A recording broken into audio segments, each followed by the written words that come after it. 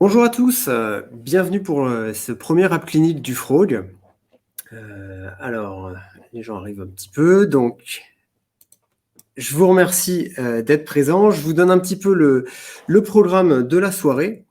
Mais avant même le programme, je vous donne un petit peu les liens du Frog. Donc le Frog, c'est une initiative des différents GDG Android de France.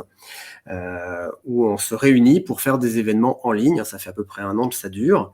Donc vous pouvez nous retrouver sur la chaîne Twitch French Android User Group. On a également un CFP et je vous encourage vraiment à l'utiliser si vous voulez nous proposer des talks. En fait, on a différents formats. Là, c'est un format un peu nouveau qu'on va tenter ce soir. Mais on a un format un peu plus classique où on propose des talks, des conférences. Et donc, si vous voulez nous proposer un de vos talks, utilisez le lien Conference Hall. Conference Hall, c'est notre CFP.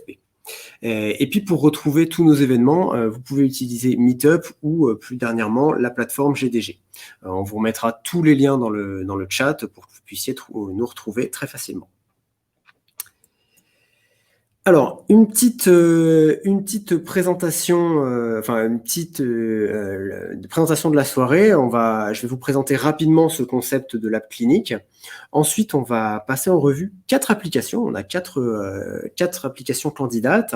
Alors, je dis candidats, il n'y a pas du tout de challenge. C'est pas l'idée de les évaluer les unes par rapport aux autres. Et on a une première appli de classeur de base de données, une appli de challenge sportif Biscotto, EasyView, une appli qui permet de gérer des widgets sur d'autres écrans, dont l'écran de la télé, et une application de mots fléchés. On va passer tout ça en revue ce soir. Alors, juste avant qu'on commence l'événement, j'ai un petit texte. Le Frog est fier d'être une communauté ouverte et engagée, respectant les différences et la diversité. Ceci implique qu'aucun comportement ou propos déplacé n'est accepté lors de nos meet-up. Voici un rappel de ce que nous n'acceptons pas. Les blagues ou offenses à propos de la sexualité, de la race, la religion, la nationalité, morphologie, âge.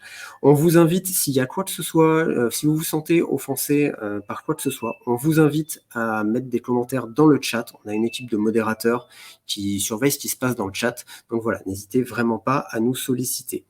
J'insiste un petit peu là-dessus d'ailleurs parce que sur cet événement, encore plus que les autres, on va être particulièrement vigilant. On a la chance d'avoir des candidats qui nous ont proposé des applications à passer en revue et on veut vraiment que cet événement soit placé sous le signe de la bienveillance. L'idée ici, c'est absolument pas de démonter des applis, c'est vraiment au contraire d'être constructif et d'être bienveillant. Alors l'app clinique, qu'est-ce que c'est ? Alors pour ceux qui sont habitués, qui sont des habitués de Android Makers, vous avez peut-être eu la chance déjà d'assister à des apps cliniques qui sont faites à Android Makers. L'idée, c'est qu'une série de candidats propose des applications qui seront commentées en direct par un panel de professionnels bienveillants. Ça va être mon mot-clé pour la soirée, et reconnus pour leurs compétences dans des domaines tels que le développement, l'UI, l'UX, ils peuvent être PO, PM, et pour cette app clinique, on va les appeler les app doctors. Le but, c'est vraiment de réfléchir ensemble à ce qui constitue une bonne expérience utilisateur d'application Android. Donc, tout l'intérêt pour les candidats, c'est effectivement d'avoir un feedback constructif sur leur application. Et puis pour les viewers, ça va être justement de voir également ces retours, de réfléchir avec nous à ce qui constitue une bonne expérience utilisateur Android.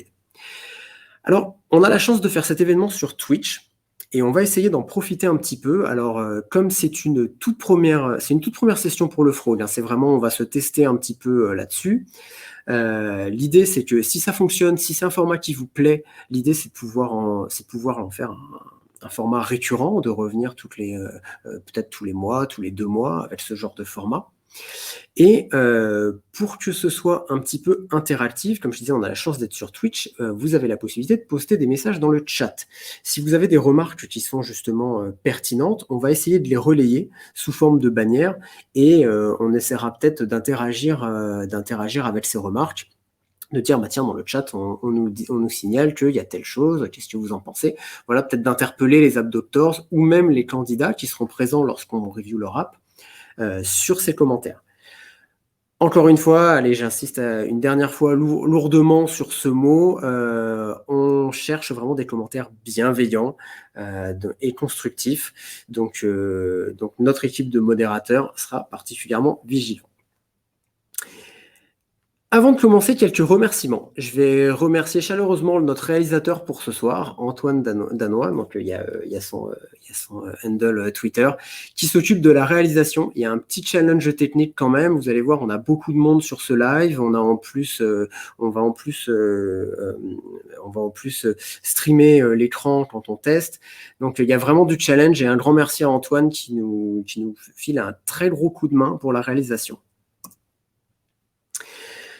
Remerciements également à Genymotion Cloud. Alors pour faire cette app clinique, encore une fois, là on fait un événement en virtuel, hein, on n'est pas en live, on ne peut pas avoir tous les app doctors dans la même pièce.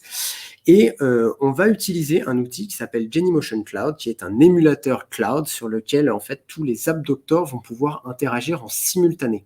Et Genymotion nous met à disposition cet émulateur pour qu'on puisse justement faire cet événement. Et donc voilà, un grand merci à eux, c'est vraiment top. Ça nous permet vraiment de faire l'événement dans les meilleures conditions. Et petit disclaimer quand même, il est possible qu'il y ait des problèmes techniques pendant l'événement. On n'espère pas, mais c'est vrai que pour ma part, c'est la première fois que j'utilise l'outil. C'est franchement très simple d'utilisation, mais il est possible que je fasse des petites erreurs de manipulation. Si ça arrive, j'en suis désolé et on essaiera de trouver au plus vite une solution de secours. Voilà, j'ai beaucoup parlé, on va pouvoir s'y mettre. Je vais juste vous présenter notre panel d'App Doctors pour cette première session. Je suis vraiment très content parce qu'on a la chance d'avoir un panel avec différents niveaux d'expertise. Et je vais commencer par notre premier App Doctors que, encore une fois, si vous êtes des habitués d'Android Makers, vous le connaissez sûrement, c'est Eyal Lezmi. Eyal a été vraiment une source d'inspiration et de conseils pour cette première session App Clinique et il nous a beaucoup aidé. Donc, Eyal, je vais te laisser te présenter. À ton tour. Bonjour tout le monde, merci pour cette introduction Romain, que d'honneur. J'espère pas trop décevoir du coup. Pour la présentation, moi c'est Eyal, je fais partie du Paris Android User Group, parfois j'aide un peu au Frog mais de loin, et bien désolé pour ça. Et au quotidien, mon travail c'est de travailler chez Tagueilleur sur la montre connectée de Tagueilleur, voilà, et toutes les apps Android qui sont autour. Merci beaucoup. Donc, un premier niveau d'expertise développeur senior Android. Ensuite, comme je vous disais, on a différentes compétences. On a la chance d'accueillir Clara D'Albera. Donc, Clara qui travaille à Citymapper. Et Clara, toi, ta spécialité, c'est plutôt l'UI/UX. Oui, bonjour. Oui, donc je suis Clara, basée à Londres, parce que c'est là où est basé Citymapper. Ça fait 2-3 ans que je bosse chez eux. Donc, je suis designer UX, UI, produit en fait. C'est produit au sens large, donc je m'occupe de la recherche utilisateur, un peu de stratégie, de road mapping.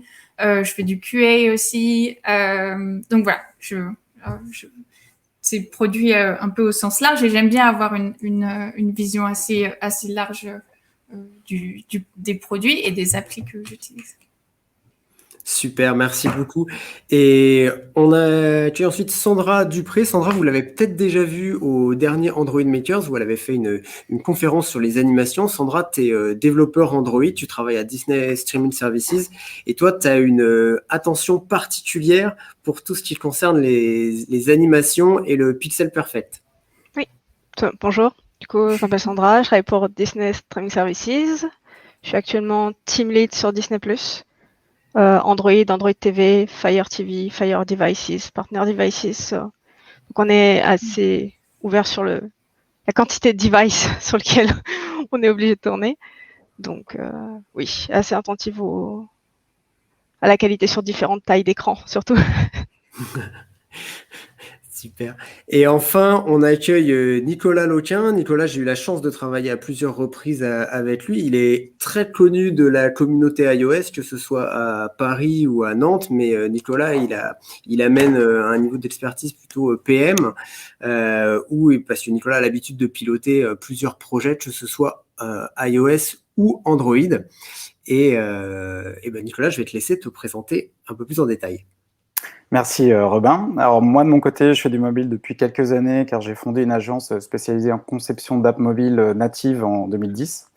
Et du coup, j'ai pu toucher à plusieurs domaines, la conception, le mock-up et le développement.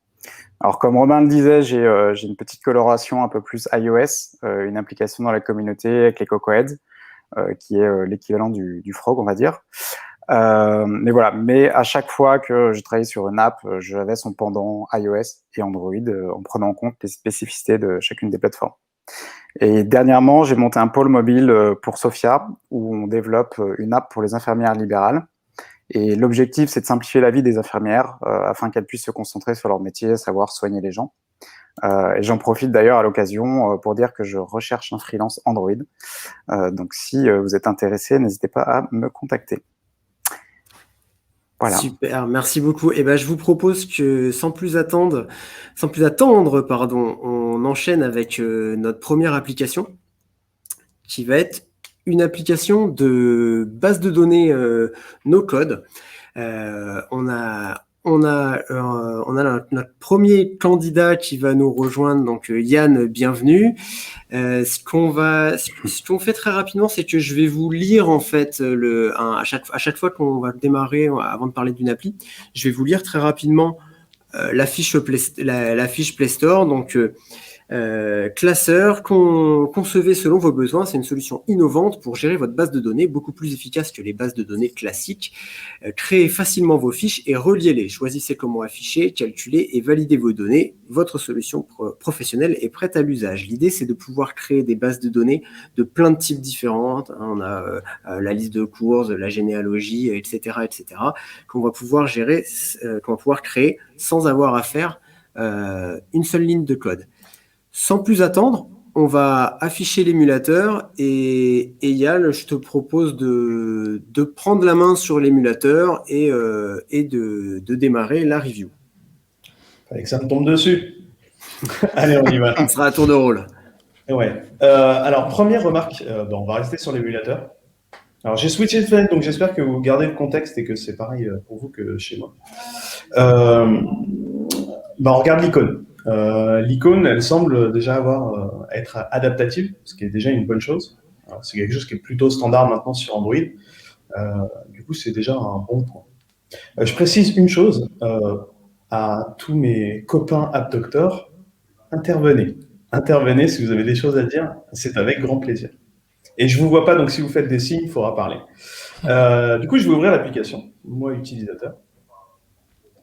Et je tombe sur quoi? Je tombe sur une interface graphique, alors qui n'est pas ultra standard en soi. Mais ce qui est cool, c'est qu'on me parle. Et moi, j'aime bien. Moi, j'aime bien parce qu'on commence à me parler. On parlera d'un peu de la taille des typos, mais on est en train de m'expliquer que si j'appuie sur le bouton, alors je vais pouvoir ouvrir le menu, jeter un œil sur les vidéos et les exemples pour apprendre davantage. Donc, visiblement, il y a des tutoriels à aller choper. Créez votre solution et contactez-nous pour de l'aide. Très bien. Juste une petite question par curiosité aux développeurs ou créateurs de l'application. J'imagine qu'il y a du service derrière, ce genre de choses, c'est ça? C'est pour faire des CRM au final ou quelque chose comme ça? Non, c'est-à-dire le support est très simple, c'est-à-dire l'idée c'est de répondre aux questions de tous les utilisateurs, qu'ils soient avec licence ou sans. Et donc c'est distribué dans 42 pays, donc ça arrive un peu dans toutes les langues et pour tous les sujets, mais ça se gère bien. Il suffit de répondre rapidement et simplement. Nickel. Alors, moi, j'ai juste une petite question. Les personnes qui utilisent cette appli, c'est quoi l'équilibre entre les personnes qui l'utilisent à fin professionnelle et à fin personnelle? Je constate qu'il y a un peu de tout, c'est-à-dire c'est un petit peu comme si c'était Excel, c'est-à-dire vous allez avoir des gens qui vont gérer leur confiture avec, Et puis vous allez voir des professions libérales qui gèrent leurs dossiers, etc. Donc c'est très très large. Et à force d'itération, en fait, l'idée, ça a été de rajouter les besoins des uns et des autres pour en faire quelque chose d'unifié. Donc c'est assez ambitieux parce que il y a vraiment des besoins. C'est comme un inventaire à l'après-vert, c'est-à-dire vous pouvez dire tel pays, tel profil, tel besoin. J'ai eu de tout. Donc l'idée, ça a été de rassembler ça et d'arriver à faire quelque chose de cohérent. Mais c'est vrai que ça peut faire fourre-tout dans le sens où, au niveau fonctionnalité, il y a vraiment... c'est un couteau suisse, mais avec une centaine de lames, quoi. Ouais. Alors, ce que je fais, c'est que je fais déjà une sorte de premier flow un peu standard. J'imagine que ça a été pensé comme ça. Là, on a un atlas mondial. Et du coup, ce qui va se passer, c'est que je me retrouve avec l'atlas des continents, semble-t-il. Voilà. Et du coup, je peux aller naviguer. Donc, c'est des bases de données qui existent déjà. Du coup, c'est cool. On va pouvoir apprendre plein de trucs sur l'Afrique aujourd'hui. Mais ok. Alors, il y a un pattern qui est intéressant ici. Intéressant sans dire si c'est bien ou pas bien. C'est cette barre-là, qui va un peu overrider la notion de bac, sachant qu'on a déjà un bouton. Ah oui, c'est vrai que vous ne voyez pas ma... Ah tiens, il y a un truc qui pourrait être fait, histoire qu'on voit un peu mieux, c'est si on se balade sur l'écran, on ne voit pas où on clique. Oui, on voit le curseur, voilà. Ouais, on pourrait afficher le curseur. Ouais, je vais le faire tout de suite, ça ne vous embête pas? Vas-y, bien sûr. Ouais. Comme ça, au moins, je pense que ça peut être cool. Hop, touc. Alors du coup, petit trick hein, pour les développeurs qui connaissent pas ça, hein, quand vous dans les options de développement, vous avez la possibilité d'afficher le curseur, ce qui est très pratique quand comme nous par exemple, vous streamez votre écran, donc que ce soit en conférence ou si par exemple vous faites une vidéo. Une petite vidéo de présentation de votre appli, vous avez cette possibilité-là d'avoir un petit curseur visuel qui s'affiche. Voilà, c'est bien pratique. Et vous avez vu le métier, il est quand même en train de meubler pendant que je fais le truc. Ouais. Alors, magnifique. Vous voyez également qu'il est possible de scroller une interface de paramètres.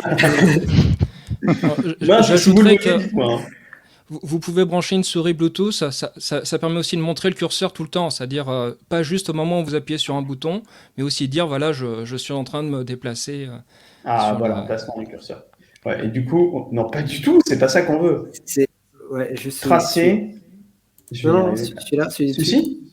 Là, ouais. Ah, on va y arriver. Alors là, on est deux à cliquer, donc ça va pas aller. Voilà, très bien. Et du coup, oui, effectivement, c'était pas loin. Autant pour moi. Merci beaucoup.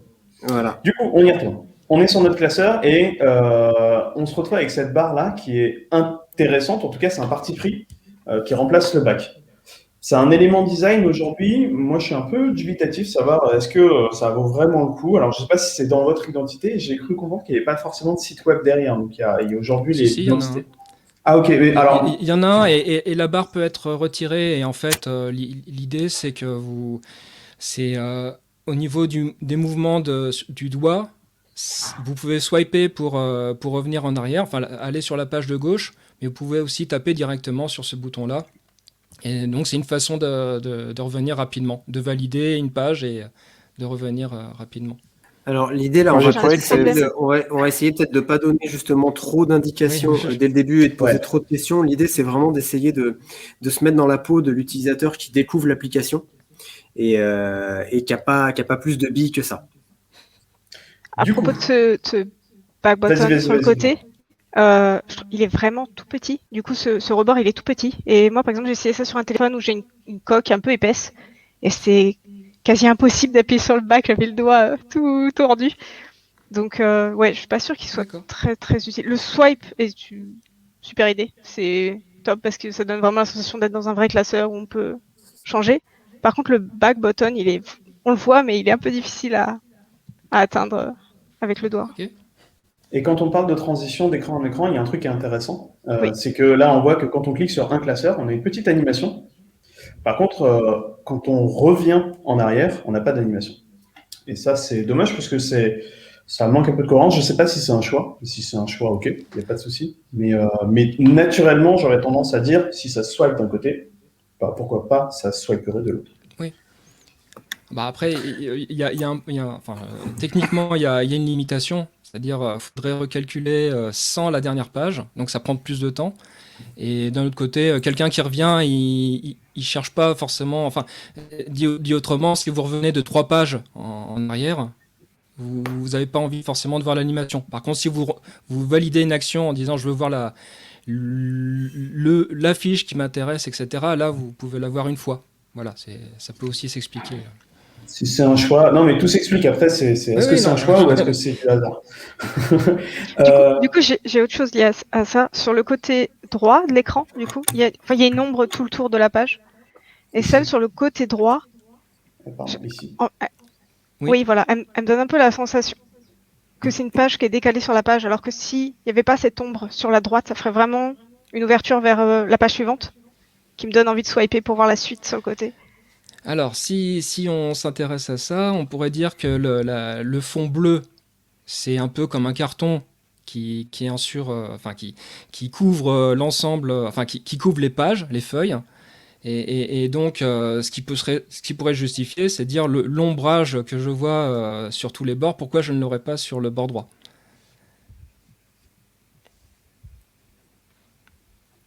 Sachant qu'il y a aussi une option pour afficher un scroll particulier sur ce bord droit. On peut aussi dire, pour aller plus vite, on peut avoir une glissière pour éviter de scroller avec le doigt longtemps. Moi, en tout cas, je trouvais ça très pratique, hein, ce mode. C'est du power user. Pour moi, on va très très vite. On revient en arrière très très vite. Donc, c'était bien. Une fois qu'on l'a découvert, je pense qu'on l'utilise tout le temps. Mais j'avais plus une remarque, moi, sur la UI, sur le design, effectivement, sur ces bordures. Ça fait un décentrage et un côté collé. Et je trouve qu'on pourrait améliorer ça, justement. Et gommer ce côté. Il y a une bande bleue vide sur le côté. Qui m'a interrogé. Alors, ça m'a donné envie de cliquer dessus. Donc, il y a un côté Discovery qui était très bien. Mais je pense qu'il y aura un axe d'amélioration sur cet aspect contour. Sachant que sur les dernières versions d'Android, en fait, ce qui n'est pas le cas là, sur cet émulateur-là, mais on a un swipe, un edge swipe pour faire un back. Donc, on met le doigt sur le côté et on fait un swipe et pareil de l'autre côté. Voir sur ce genre de device, ce qui a été mon cas, j'étais un petit peu perturbé à choisir entre les deux. C'est pas infaisable, mais là encore, est-ce que ça s'inscrit bien dans les patterns de la plateforme? Pas parfaitement. Après, ça dépend des utilisateurs aussi. Moi, je suis pas là pour parler de vos utilisateurs, malheureusement, j'ai aucune connaissance là-dessus. Un petit truc que j'avais repéré aussi, qui était curieux, on a un bouton plus ici, qui nous permet d'ajouter un classeur. Et en fait, c'est quelque chose qu'on retrouve aussi autant pour moi. Je parle pas du bouton plus, mais pardon, c'est le bouton des paramètres, qui permet de customiser un petit peu l'interface. Et ce qui est marrant, c'est que quand on va dans les classeurs, on se retrouve avec ce même bouton ici qui permet d'accéder au même écran. Alors, l'idée, c'est qu'en fait, la barre de titre, la barre de titre de la page, là où il y a écrit un classeur, c'est aussi un bouton. Et en fait, l'idée, c'est... j'ai eu des utilisateurs qui disaient « Moi, je veux gagner de la place, donc je ne veux pas montrer la barre de bouton qui est juste en dessous. Je ne veux pas montrer le plus et l'engrenage. » Et donc, on se retrouve juste avec ce premier bouton d'en-tête. Et donc, l'idée, c'est d'afficher toutes les actions possibles. Sachant que parfois, le plus, ça peut être un remplacé. C'est-à-dire, une icône ne suffit pas forcément. Donc l'idée c'était vraiment d'unifier, à la limite vous pouvez voir ça comme une suite de menus, hein, c'est-à-dire chaque page est un menu que vous ouvrez et qui vous permet d'aller plus loin. Alors du coup j'ai une question. Ouais. Pardon. Juste si je peux, et après je vous laisserai la main. En fait dans Android il y a ce genre de pattern déjà, ça s'appelle dans la toolbar, tu as la possibilité d'avoir des actions, et puis tu as même la possibilité d'avoir un overflow menu button, ce qui te permet d'avoir une liste d'options. De couvrir, oui. Et alors le problème, c'est que si vous scrollez, c'est-à-dire si ce menu-là est trop long, vous retrouvez avoir des boîtes de dialogue qui s'empilent et qui scrollent les unes dans les autres, etc. Et l'idée, là, c'était de voir quelque chose à plat, parce que, bon, comme vous avez pu vous le montrer, un classeur, vous pouvez avoir 10 niveaux d'imbrication de fiches. Bien sûr. Donc l'idée, c'est si vous commencez à imbriquer les choses comme ça, on devient très vite, on se perd dans la complexité.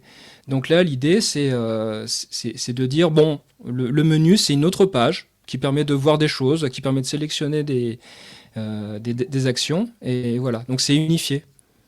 Alors, Après, attends, je comprenne connais les bien. standards Android.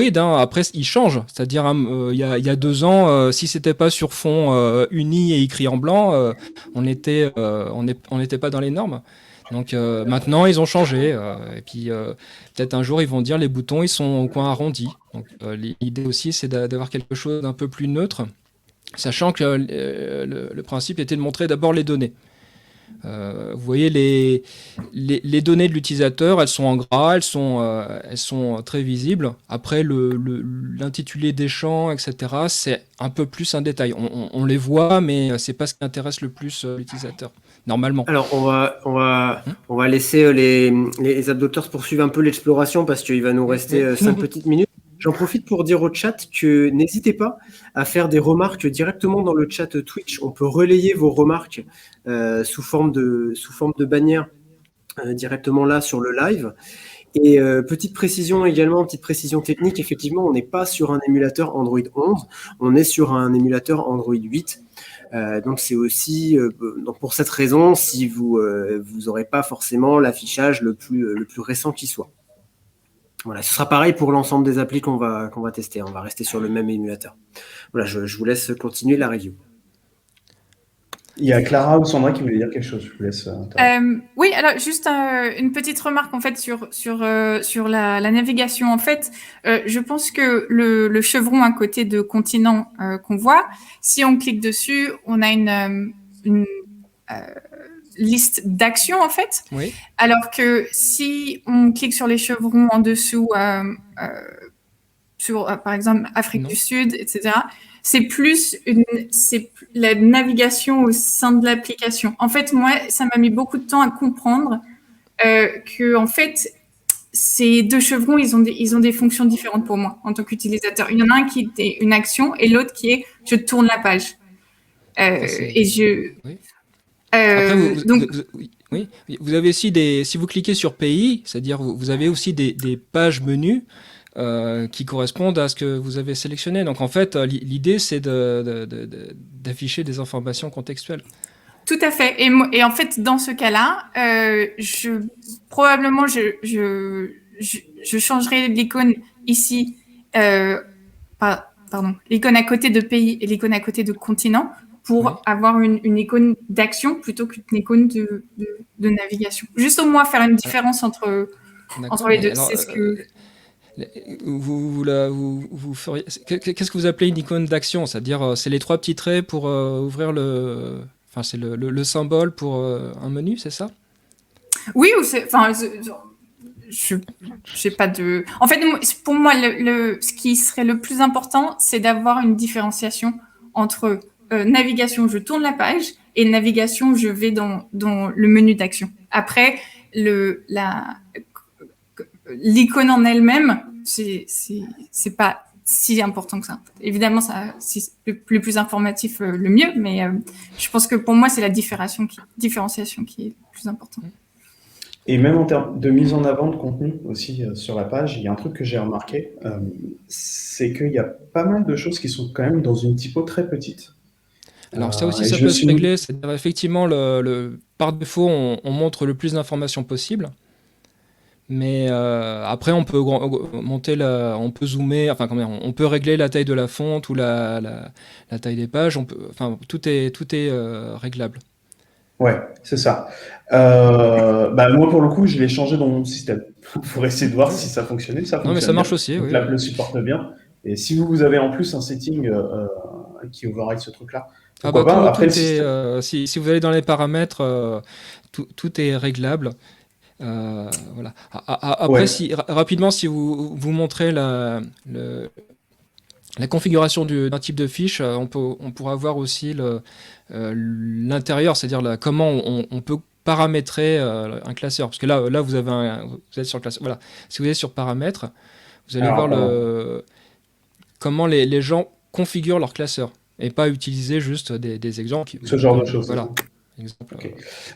Mais du coup, encore un petit retour encore sur ces histoires de boutons. Ce qui est dommage, c'est quand même qu'on a beaucoup d'informations à afficher et qu'on se retrouve dans la hiérarchisation avec cette en-tête-là qui est une en-tête un peu globale, qui est un peu petite, mais qui prend de la place, voir si elle pourrait pas être intégrée un peu plus bas. Et même toute cette ligne-là, qui la plupart du temps est quand même très vide. C'est des actions contextuelles, mais peut-être que les remontées d'un cran permettraient d'économiser un peu d'espace et permettrait du coup de libérer l'écran. De la même manière, c'est un peu ce qui était dit tout à l'heure par Nicolas, je crois. La barre qui est ici, c'est un concept, mais on est quand même sur une appli qui veut afficher beaucoup de contenu. Et plus on a un grand écran, plus on peut afficher sereinement du contenu. Oui, mais Et alors, du coup, tout est configurable, hein, on peut retirer. Après, le petit texte en haut, en fait, c'est un breadcrumb. Et l'idée, c'est que quand vous êtes sur 7 niveaux de page, ça fait pas de mal d'expliquer un petit peu où on en est sur la page courante par rapport bah, à. c'est le fil C'est un d'Ariane. petit peu comme un chemin sur un explorateur de fichiers. Donc, Mais je j'avais l'ai pas noté, fait trop j'avais gros pas. non plus, parce que sinon, effectivement, Ouais. on bouffe de la place. Mais Pour le coup, il y a un truc qui est vachement pratique aussi avec les fils d'Ariane. En fait, j'avais noté, j'avais pas du tout remarqué qu'il y avait ce fil d'Ariane en haut. Justement, je m'étais noté, c'est dommage, on a un truc d'exploration, on n'a pas de fil d'Ariane. Et je me dis peut-être que ça pourrait être intéressant de rendre ces éléments cliquables, ce qui permettrait Oui, de même raccourcir. remarque pour moi. ouais, d'accord. Même si Ouais, c'est ouais. très petit, hein, mais ça Oui, serait non, pas mais mal de effectivement, pouvoir on doit redescendre un pouvoir niveau. viser, effectivement. Et de Après, manière générale, c'est la vrai version que. Windows, c'est dans la barre de titre, donc ça va être un peu plus compliqué à gérer. Bon, après, on fait de l'Android aujourd'hui. Hein, donc, mais Oui, même non, mais en termes d'espace aussi, en fait, entre cliquer sur cet élément-là et cliquer sur cet élément-là, sur des gros doigts, il y en a, ça peut être un peu pratique. Les surfaces aujourd'hui, euh, sur Android, ce qui est plutôt conseillé, c'est du 48 dp si je me trompe bien, si je me trompe pas en termes de surface minimum. Je vous laisse me contredire si je dis faux. Ou 36 dp, enfin quelque chose comme ça. Et là, je pense qu'on est grand maximum aux 2/3 de cette valeur-là pour les clics. Ça n'a pas rendu mon exploration, enfin, ça n'a pas facilité mon exploration quand j'ai testé l'application. Je vais mettre un gros paramètre, gros doigt pour tout doubler. Non, et puis après, ça permet aussi d'aérer un petit peu les Bah, interfaces de après, manière mais oui, générale. mais ouais, vous allez avoir des utilisateurs qui disent c'est pas la peine, je vais en voir plus, et puis d'autres qui disent j'ai du mal à cliquer, donc il faut pouvoir s'adapter aux deux. Ouais, c'est Mais pour ça qu'il y a des on standards, va, mais ok. on va conclure.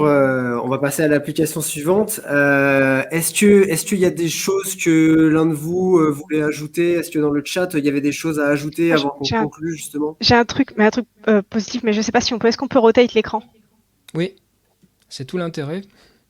Voilà. En fait, Voilà, en rotate, et vous avez deux fragments l'un à côté de l'autre. Et ça, voilà. sur tablette, pas de Sur tablette on avec peut moi, mais avoir- là, On peut avoir 4 pages affichées de front, et bon, bah, ça devient comme un explorateur, pareil, hein. voilà.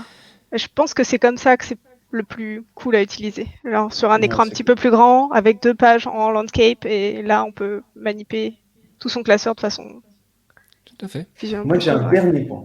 Oui. J'ai un dernier point, parce que là, on a exploré le truc. Alors, je ne sais pas si c'est un bon ou un mauvais point. Euh, on a parlé de licence, et là, on a exploré l'app. On est parti loin, hein, alors, j'imagine pas en termes fonctionnels, Hmm. mais on m'a toujours parlé d'argent. Et du coup, je me dis, est-ce que c'est bien pour le projet qu'on ne parle pas d'argent si tard dans l'exploration de l'application?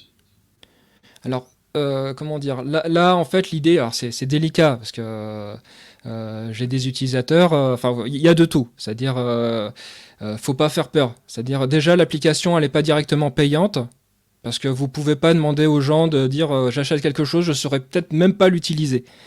Donc, vu le sujet, faut laisser le temps aux gens d'apprendre à utiliser l'application et qu'ils arrivent à faire leur solution, parce que c'est ça aussi, hein, c'est pas quelque chose qui est un clé en main. Il faut qu'ils arrivent à mettre au point leur solution. Et donc, l'idée, c'est au bout de le deuxième jour, par exemple, on dit bon, bah, ce classeur-là, vous avez encore un certain nombre de jours où vous pouvez l'utiliser. Et au bout d'une semaine, il y a moyen de... Bon, voilà, quelqu'un qui veut pas acheter la licence, bah, il peut exporter ses données, et puis voilà, on arrête là. C'est Mais super honnête. l'idée, c'est vraiment, faut être très soft et enfin voilà, faut pas brusquer les gens. On dit bah voilà, vous apprenez à utiliser, parce qu'après vous avez aussi des gens qui disent moi jamais j'achèterai une application. Donc Non, mais là-dessus, il y a pas de souci. C'était juste pour la petite boutade sur le fait que voilà, des fois il y a des apps qui poussent un peu à la consommation. Celle-ci, elle pousse pas du tout à la conso, en tout cas pas de ce que j'ai pu utiliser. Mais de manière générale, elle est super propre. Elle organise bien les infos. La navigation est plutôt fluide, même si voilà, il y a quelques trucs où des fois ça peut nous faire tiquer. Mais en vrai, beau travail. En tout cas, mon avis, c'est que c'est une top app pour ce genre de choses. Et Ouais. bah, sur ce, je vais faire un peu le gardien du temps, mais sur cette belle phrase de conclusion, je profite parce que c'était une super phrase de conclusion. On va passer à l'appli suivante. Yann, merci beaucoup d'avoir Merci. proposé, Bah, Merci. et bravo pour cette excellente initiative. Hein. Ça mérite vraiment d'être salué et ça n'existait pas. Donc, un grand bravo. Et ben, avec plaisir, n'hésite pas à en parler. On cherche d'autres applications pour pouvoir faire d'autres événements comme celui-là. Merci beaucoup, Yann. À bientôt. Merci à vous. Alors, on va enchaîner sur notre prochaine appli. Avec notre prochaine appli, on va vous proposer de vous muscler un petit peu, hein, bande de développeurs. L'application s'appelle Biscotto. Créez des challenges sportifs en un clic et partagez-les avec vos amis. Vous souhaitez vous motiver à faire du sport régulièrement de manière ludique et avec vos amis. Biscotto est l'application qu'il vous faut. Et ben, c'est ce qu'on va voir. Ce qu'on va faire, on va essayer de partir un peu plus dans l'exploration de l'application. Et ensuite, on proposera à David, qui nous propose cette application, de nous rejoindre et d'échanger un petit peu avec nous sur l'application. Mais on va essayer vraiment de se mettre dans la peau de l'utilisateur qui découvre l'appli et de pas poser dans un premier temps trop de questions. Je vais proposer à Sandra de démarrer avec l'émulateur pour commencer à interagir avec l'appli. Ok.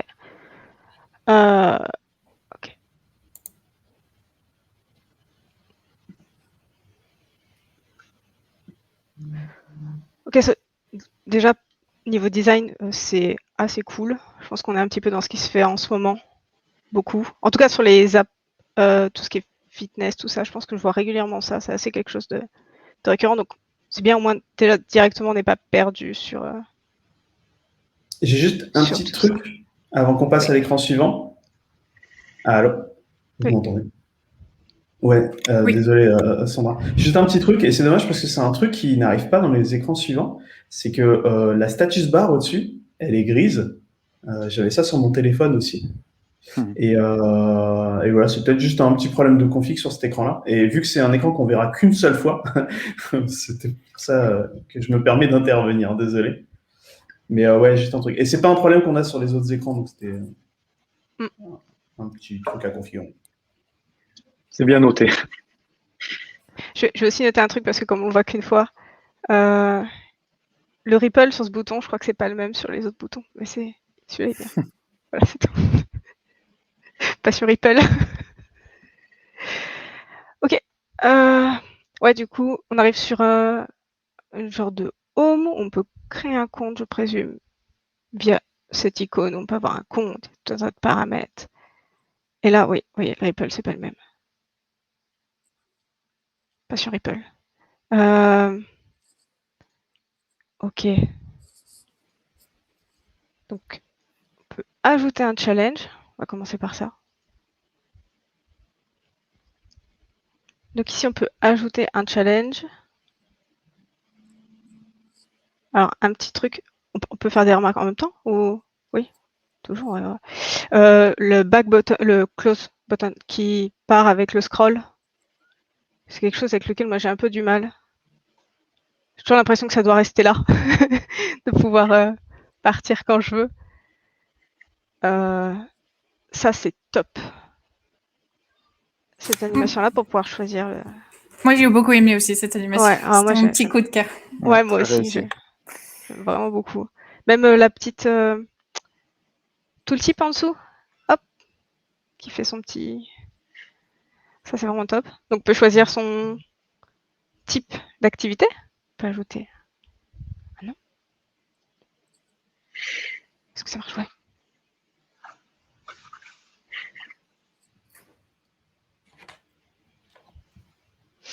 Et ici, par exemple, la difficulté. c'est aussi très cool. Le petit gradient et tout, là, il est hyper sympa. Moi, j'aime bien. C'est vraiment fluide au niveau de l'animation.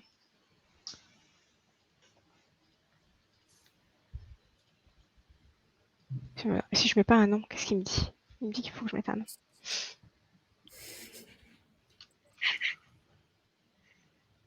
Alors, je parlais de Ripple. Moi, celui-là, je l'aime pas trop, mais je pense que c'est un goût personnel. Le scale down sur le bouton. Je trouve un peu harsh par rapport au reste qui est hyper smooth. Mais c'est peut-être c'est complètement subjectif. Donc là, j'arrive sur mon... Alors, encore une fois, j'invite le chat à commenter avec nous. Soyez pas timide, n'hésitez pas. On a la chance justement de pouvoir faire quelque chose d'assez dynamique, donc vraiment n'hésitez pas. Alors je vais intervenir ici. Moi, quand je suis arrivée sur cet écran et que j'ai vu c'est fait, en fait, je pensais que j'avais set up mon challenge et que c'était fait. Et du coup, ça m'a mis un peu de temps. En fait, peut-être que Sandra, enfin, je sais pas si on veut cliquer dessus, mais en fait, ça veut dire que tu as fait ce challenge pour aujourd'hui. Et moi, j'ai cliqué dessus, mais j'avais pas fait mes squats. Voilà. Et peut-être, alors la solution, c'est peut-être de changer la copie. C'est fait, point d'interrogation, ou alors, je sais, enfin, juste ou alors d'avoir un écran interstitiel juste après.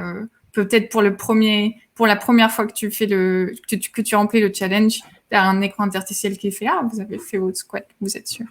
Oui, non. Un petit J'ai eu le même problème de mon côté, et ça sera intéressant aussi de voir ce qui se passe quand on a cliqué dessus, parce que j'aurai aussi des remarques à faire là-dessus.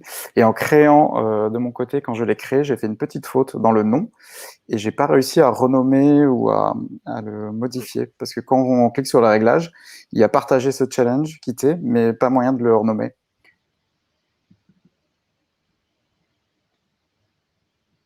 Ok. Hop, ça aussi c'est hyper smooth. Ok, donc si on clique sur c'est fait. Ah, quelle satisfaction. Moi j'aime bien quand les apps me congratulent comme ça, c'est toujours agréable.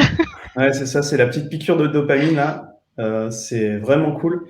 Il y a un truc qui est vachement bien dans cette app, c'est que là, en 2 minutes, et on a pris notre temps, on est arrivé au bout du flow et on sait exactement ce qu'on va pouvoir attendre de cette application. Et ouais, ça, c'est super cool. Et on a compris le principe, etc. Le principe est simple aussi, donc c'est pas comme un classeur avec tous les dictionnaires du monde qu'on est en train de présenter. Mais dans ce contexte, et on l'a fait de manière super agréable. Et là-dessus, l'UX, l'onboarding est top. Et on n'a toujours pas créé de compte. Non. Ouais. Et j'ai pu inviter, j'ai fait un test en invitant un ami. Pareil, il y a un lien qui est partagé alors, par tous les moyens possibles. Et donc la personne a invité, c'était très smooth, elle a installé l'app et directement ça a continué et elle a rejoint, enfin c'était très simple, très peu d'étapes. Donc vraiment top sur cette partie-là aussi. Par contre, de mon côté, la difficulté, ça a été de valider. Moi, mon ami qui l'a utilisé, il a eu du mal à cliquer sur ce bouton parce qu'il n'y avait pas un bouton qui l'invitait, mais un petit bouton rond, une petite croix, et on n'est plus dessus, mais quand on sera dessus tout à l'heure, on pourra revoir.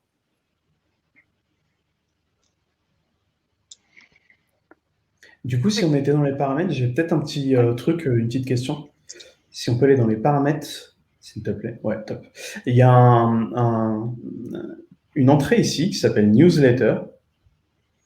Et je sais qu'on n'a pas créé de compte, donc on n'a pas filé d'email. On est dans ce qui semble être les notifications. Alors, c'est quoi cette histoire de newsletter? Je ne sais pas si on a le droit de poser des questions maintenant, mais moi, je me suis interrogé en me disant, attends, qu'est-ce que ça veut dire? Ouais, on peut poser des questions totalement.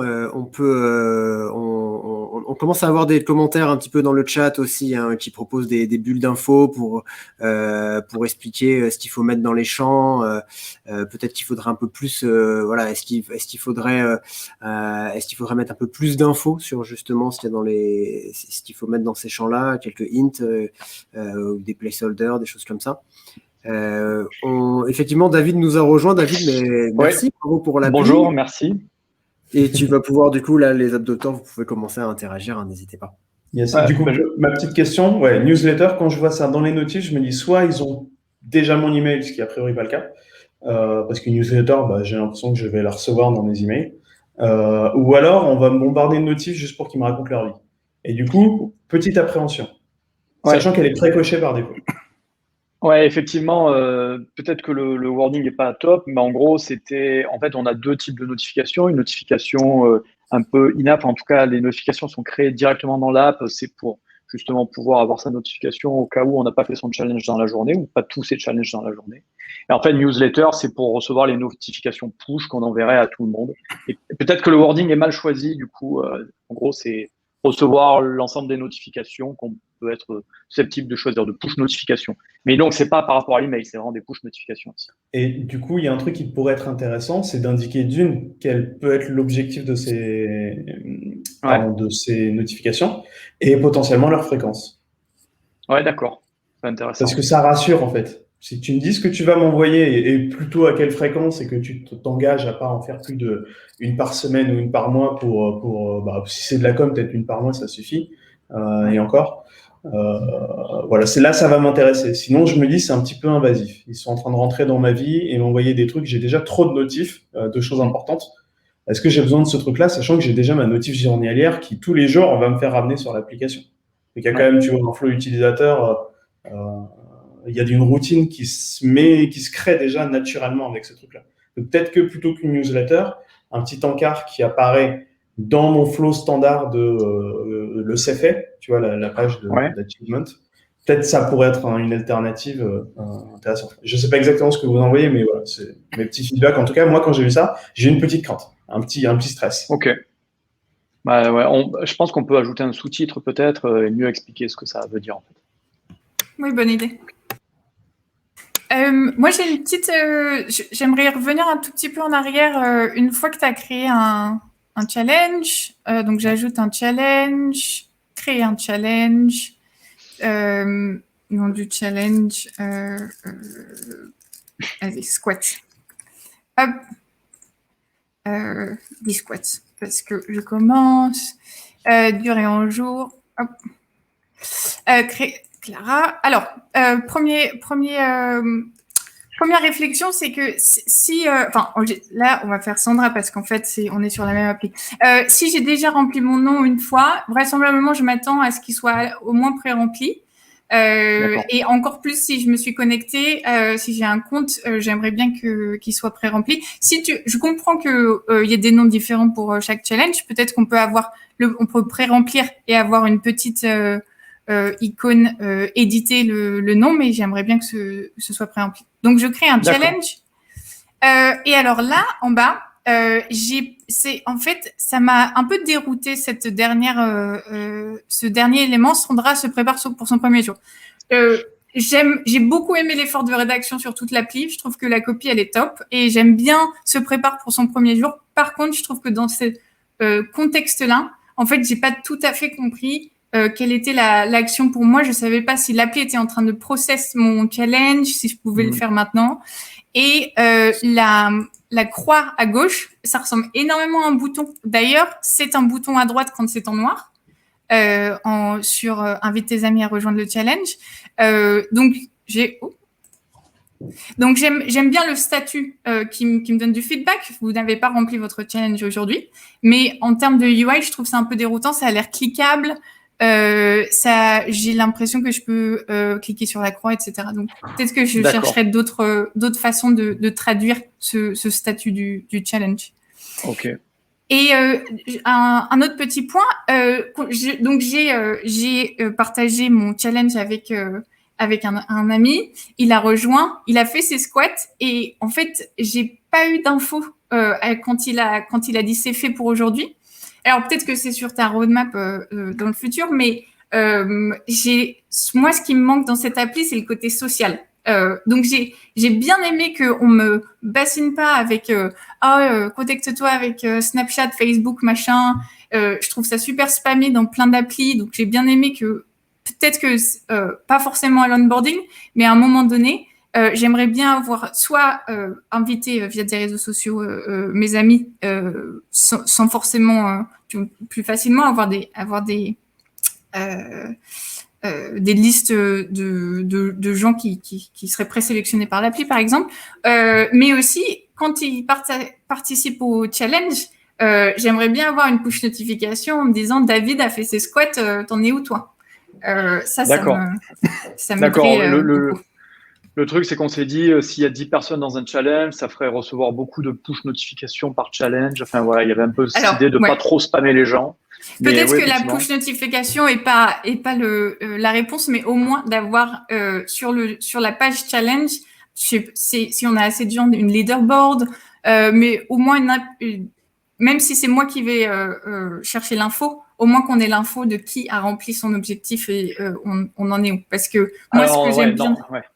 Alors, on a une petite question du chat. Ouais. Je précise d'ailleurs pour tous ceux qui nous mettent des remarques dans le chat, on les voit passer. L'intérêt aussi pour les candidats qui nous proposent des applications, c'est que si vous regardez après coup vous regardez le replay de l'événement, vous pourrez voir tout ce qui a été dit dans le chat. Vous pourrez récupérer tous ces commentaires. Donc, merci aux participants du chat de mettre ces commentaires. C'est vraiment très utile pour les candidats. On a un peu de mal à tous les relayer en live parce que en fait le problème c'est que dès qu'on est passé à autre chose, si on affiche le commentaire hors contexte, c'est un petit peu on comprend pas forcément très bien à quoi fait référence le commentaire. Une petite question du chat, est-ce que question dev, est-ce que c'est fait en Android natif? Il y a aucun élément qui semble standard. Tout à fait, très bonne question. Ça n'est pas du tout fait en Android natif, c'est fait en Flutter. Aujourd'hui, on est passé complètement en Flutter dans notre boîte pour faire toutes les apps, et donc celle-ci aussi. Et en l'occurrence, elle est faite sur Android, iOS et même pour le web au final. D'accord. J'en profite pour dire à ceux qui nous regardent que on est pour ce format d'événement, on n'est pas du tout regardant quant à la technologie utilisée. On peut très bien passer en revue que ce soit des applications Android native, Flutter, React, Ionic, que sais-je. Là vraiment, ce qu'on va regarder avec les App Doctors, c'est l'expérience utilisateur Android. Voilà. Je vous laisse poursuivre la review. Et ouais, je reviens sur ce que tu disais, Clara. En gros, il y a un pull to refresh sur chaque page de challenge qui permet de voir si les gens ont fait leur challenge en cours, quoi, disons. Donc c'est vrai que c'est du pull, c'est pas du push pour l'instant, ce qu'on a mis en place dans chaque page de challenge. Mais si tes amis vont s'ajouter, il suffirait de faire un pull to refresh ou de sortir de l'écran détail et de revenir dessus pour voir la liste se mettre à jour avec savoir qui l'a fait ou qui l'a pas fait aujourd'hui. Ah d'accord. Je pense que c'est aussi parce que j'avais testé assez rapidement, j'ai peut-être loupé ça, mais merci pour l'info. Moi, j'ai un petit retour sur cet écran. Une question, une interrogation. Il y a une petite section qui s'appelle « Partager ». Invite tes amis à rejoindre le challenge avec le code de partage Yapour. Clara en parlait tout à l'heure. En fait, c'est un bouton en haut pour fermer cette section. Et moi, je me dis, c'est quand même dommage. Alors, le partage est disponible dans le bouton Settings. Je reprends l'annonce, si ça t'embête pas. Hop, partager ce challenge. Donc, c'est exactement la même action, j'imagine, que ce bouton-là, ici. Mais en fait, je me dis, pourquoi avoir cette section où on propose de supprimer le partage en premier plan? Si le partage est une fonction importante, dans ces cas-là, il faut l'assumer. Si on veut vraiment expliquer le contexte en parlant du code, etc., et d'inviter ses amis, faut le faire, faut y aller. On n'a pas besoin d'avoir une section qui va disparaître, en plus qui va revenir si on refait un challenge, mais qui finalement est quand même ici lorsqu'on a dans les sous-sections. Soit on l'intègre dans la UI un peu plus discrètement, mais visible, par exemple, je sais pas, à côté du bouton « C'est fait », parce que c'est une deuxième action qui pourrait être faite. J'émets des hypothèses, qu'on soit clair, j'ai pas pensé au problème. Mais je pense que c'est dommage. Je trouve que ça dessert un peu et en fait, ça trahit, même si c'est un gros terme, peut-être un manque de confiance dans cette feature-là. Le fait de potentiellement le faire disparaître, sachant qu'à chaque fois, il va revenir quand on recrée un nouveau challenge. C'est vrai. En fait, on a pas mal réfléchi à comment intégrer ce truc. C'était quand même un gros encart. C'est pour ça d'ailleurs qu'on a rajouté la croix. Et en fait, on a réfléchi à quand et comment l'afficher. Et en fait, il ne s'affiche plus jamais dès qu'il y a 2 ou 3 personnes sur le challenge. En fait. Donc, en gros, c'était pour inciter les gens qui avaient créé un challenge tout seuls d'inviter les gens tout en leur permettant de le fermer. Mais effectivement, c'est peut-être une bonne remarque et pas pouvoir le fermer tout court. On pourrait le mettre ici, Et- par exemple, tu vois, mais toujours Ouais. là, ou alors même le faire disparaître si tu estimes qu'au bout de 3 personnes, etc. Mais l'avoir ici avec une petite croix, je me dis pourquoi cette interaction, elle n'est pas très utile. Et du coup, on considère cette feature qui apporte une vraie valeur comme du bruit. Parce que Ouais, vous montrez, pour vous, c'est du bruit peut-être. Et C'est pas du surtout, ça bruit, fait c'est du deux bruit. rappels de croix l'un en dessous de Oui. l'autre, comme on l'a dit tout à l'heure, et voilà. Et on se demande ce qui se passe quand on clique dessus, si ça va revenir un jour et si on va retrouver sa feature, quoi. Donc, on n'ose pas Exactement. trop cliquer dessus.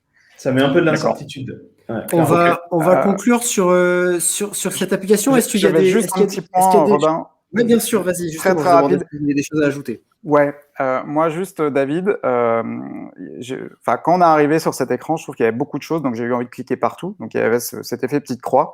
Il y a aussi le côté la couleur rouge avec une croix. Je trouve ça potentiellement anxiogène. Je me pose des questions sur cette zone-là. Et puis surtout quand c'est fait, ce bouton qui est un bouton rectangulaire, donc il y a une petite anime qui passe en vert. Mais quand on revient le lendemain, donc quand on atteint son objectif, c'est plus un bouton de cette forme-là. Alors je l'ai fait, j'ai oublié depuis, mais j'ai l'impression que ça reste un petit bouton rouge quand on revient dans l'écran. Et du coup, on a ce bouton qui est un bouton rond qui est rouge, et puis le bouton rectangulaire comme avant. Et en dessous, le petit carré est rouge aussi. Donc, on a beaucoup de rouge quand on arrive, potentiellement un peu anxiogène. Mais surtout, ce bouton, il n'invite pas, là, il fait un état d'information, il n'invite pas à cliquer quand il est en forme ronde. D'accord. Alors, je sais peut-être qu'il y a eu un bug ou quelque chose comme ça. Normalement, il n'est pas censé être rond et rouge. Disons, il est soit écrit carré, c'est fait, soit la coche pour dire que il n'y a plus rien à faire, que c'est fini pour aujourd'hui.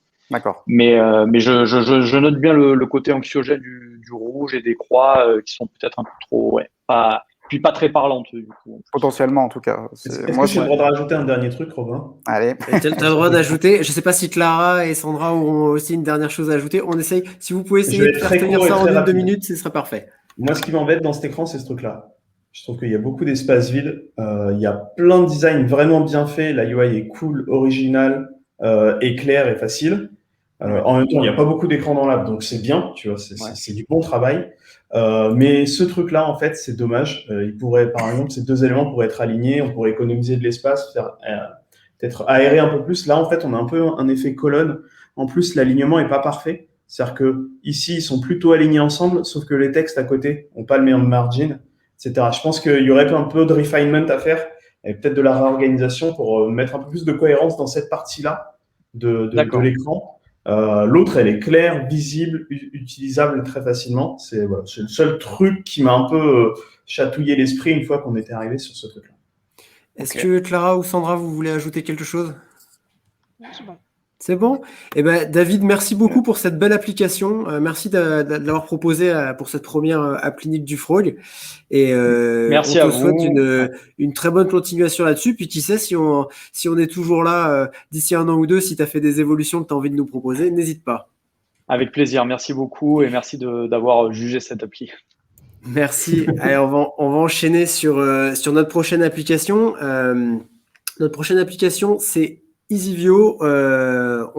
La promesse, rendez votre télévision intelligente. EasyView vous permet de créer et de personnaliser des widgets pour vos applications préférées et de les diffuser sur un écran distant. Regrouper et visualiser toutes vos informations utiles avec une seule application. Alors, je vais juste faire une petite précision. C'est évidemment une application qui est faite pour, comme je vous l'ai dit, pour afficher des widgets sur une télévision. Pour des raisons techniques, on n'a pas la possibilité là d'afficher et un émulateur et la télévision. Ce qu'on va faire quand même, c'est on va quand même ouvrir l'application et regarder un petit peu l'interface utilisateur. Il y a peut-être déjà des remarques un peu qu'on peut faire là-dessus. Désolé de ne pas pouvoir montrer du coup l'ensemble des fonctionnalités de l'application. Qui sait, peut-être qu'un jour on aura la solution technique pour ça. Est-ce que Clara, tu veux commencer avec l'émulateur? Oui, bien sûr. Alors, EasyView en haut à gauche. Alors, juste avant d'ouvrir l'appli, je voulais juste commenter un petit peu l'icône. Alors, je te coupe juste 2 petites secondes, juste pour préciser qu'on accueille du coup Jérémy et Stéphane qui nous proposent cette application. Merci beaucoup de nous avoir proposé l'application. On va, comme pour l'application précédente, ce qu'on va faire, c'est qu'on va laisser les App Doctors découvrir un petit peu, naviguer un petit peu dans l'application avant de commencer à interagir avec vous pour justement avoir cette première expérience utilisateur. Excuse-moi Clara, je t'en prie. Oui. Alors, EasyView, j'aime bien le jeu de mots, EasyView, Visio, Easy. Mais en fait, c'est toujours un tout petit peu abstrait et l'icône d'appli va pas me permettre de vraiment en savoir plus sur le produit. Donc, je vois le E, bien sûr, mais peut-être que en termes je sais pas, de fonctionnalités, etc. J'aurais aimé avoir un tout petit peu plus d'infos sur ce que fait l'appli à travers l'icône.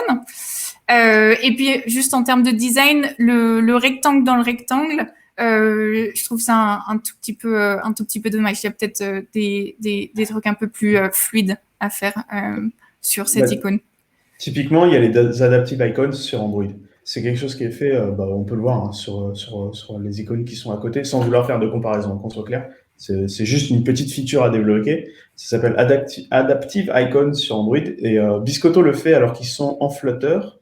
Et je ne veux pas divulgacher, mais il me semble que EasyView l'est aussi. Du coup, il n'y a pas de limitation à la plateforme de développement là-dessus. Ça devrait pouvoir se faire si c'est cohérent avec ce que vous avez envie de donner comme image de votre application. Donc on pourrait avoir un truc tout sur le fond, un peu en gris anthracite, avec le E au milieu.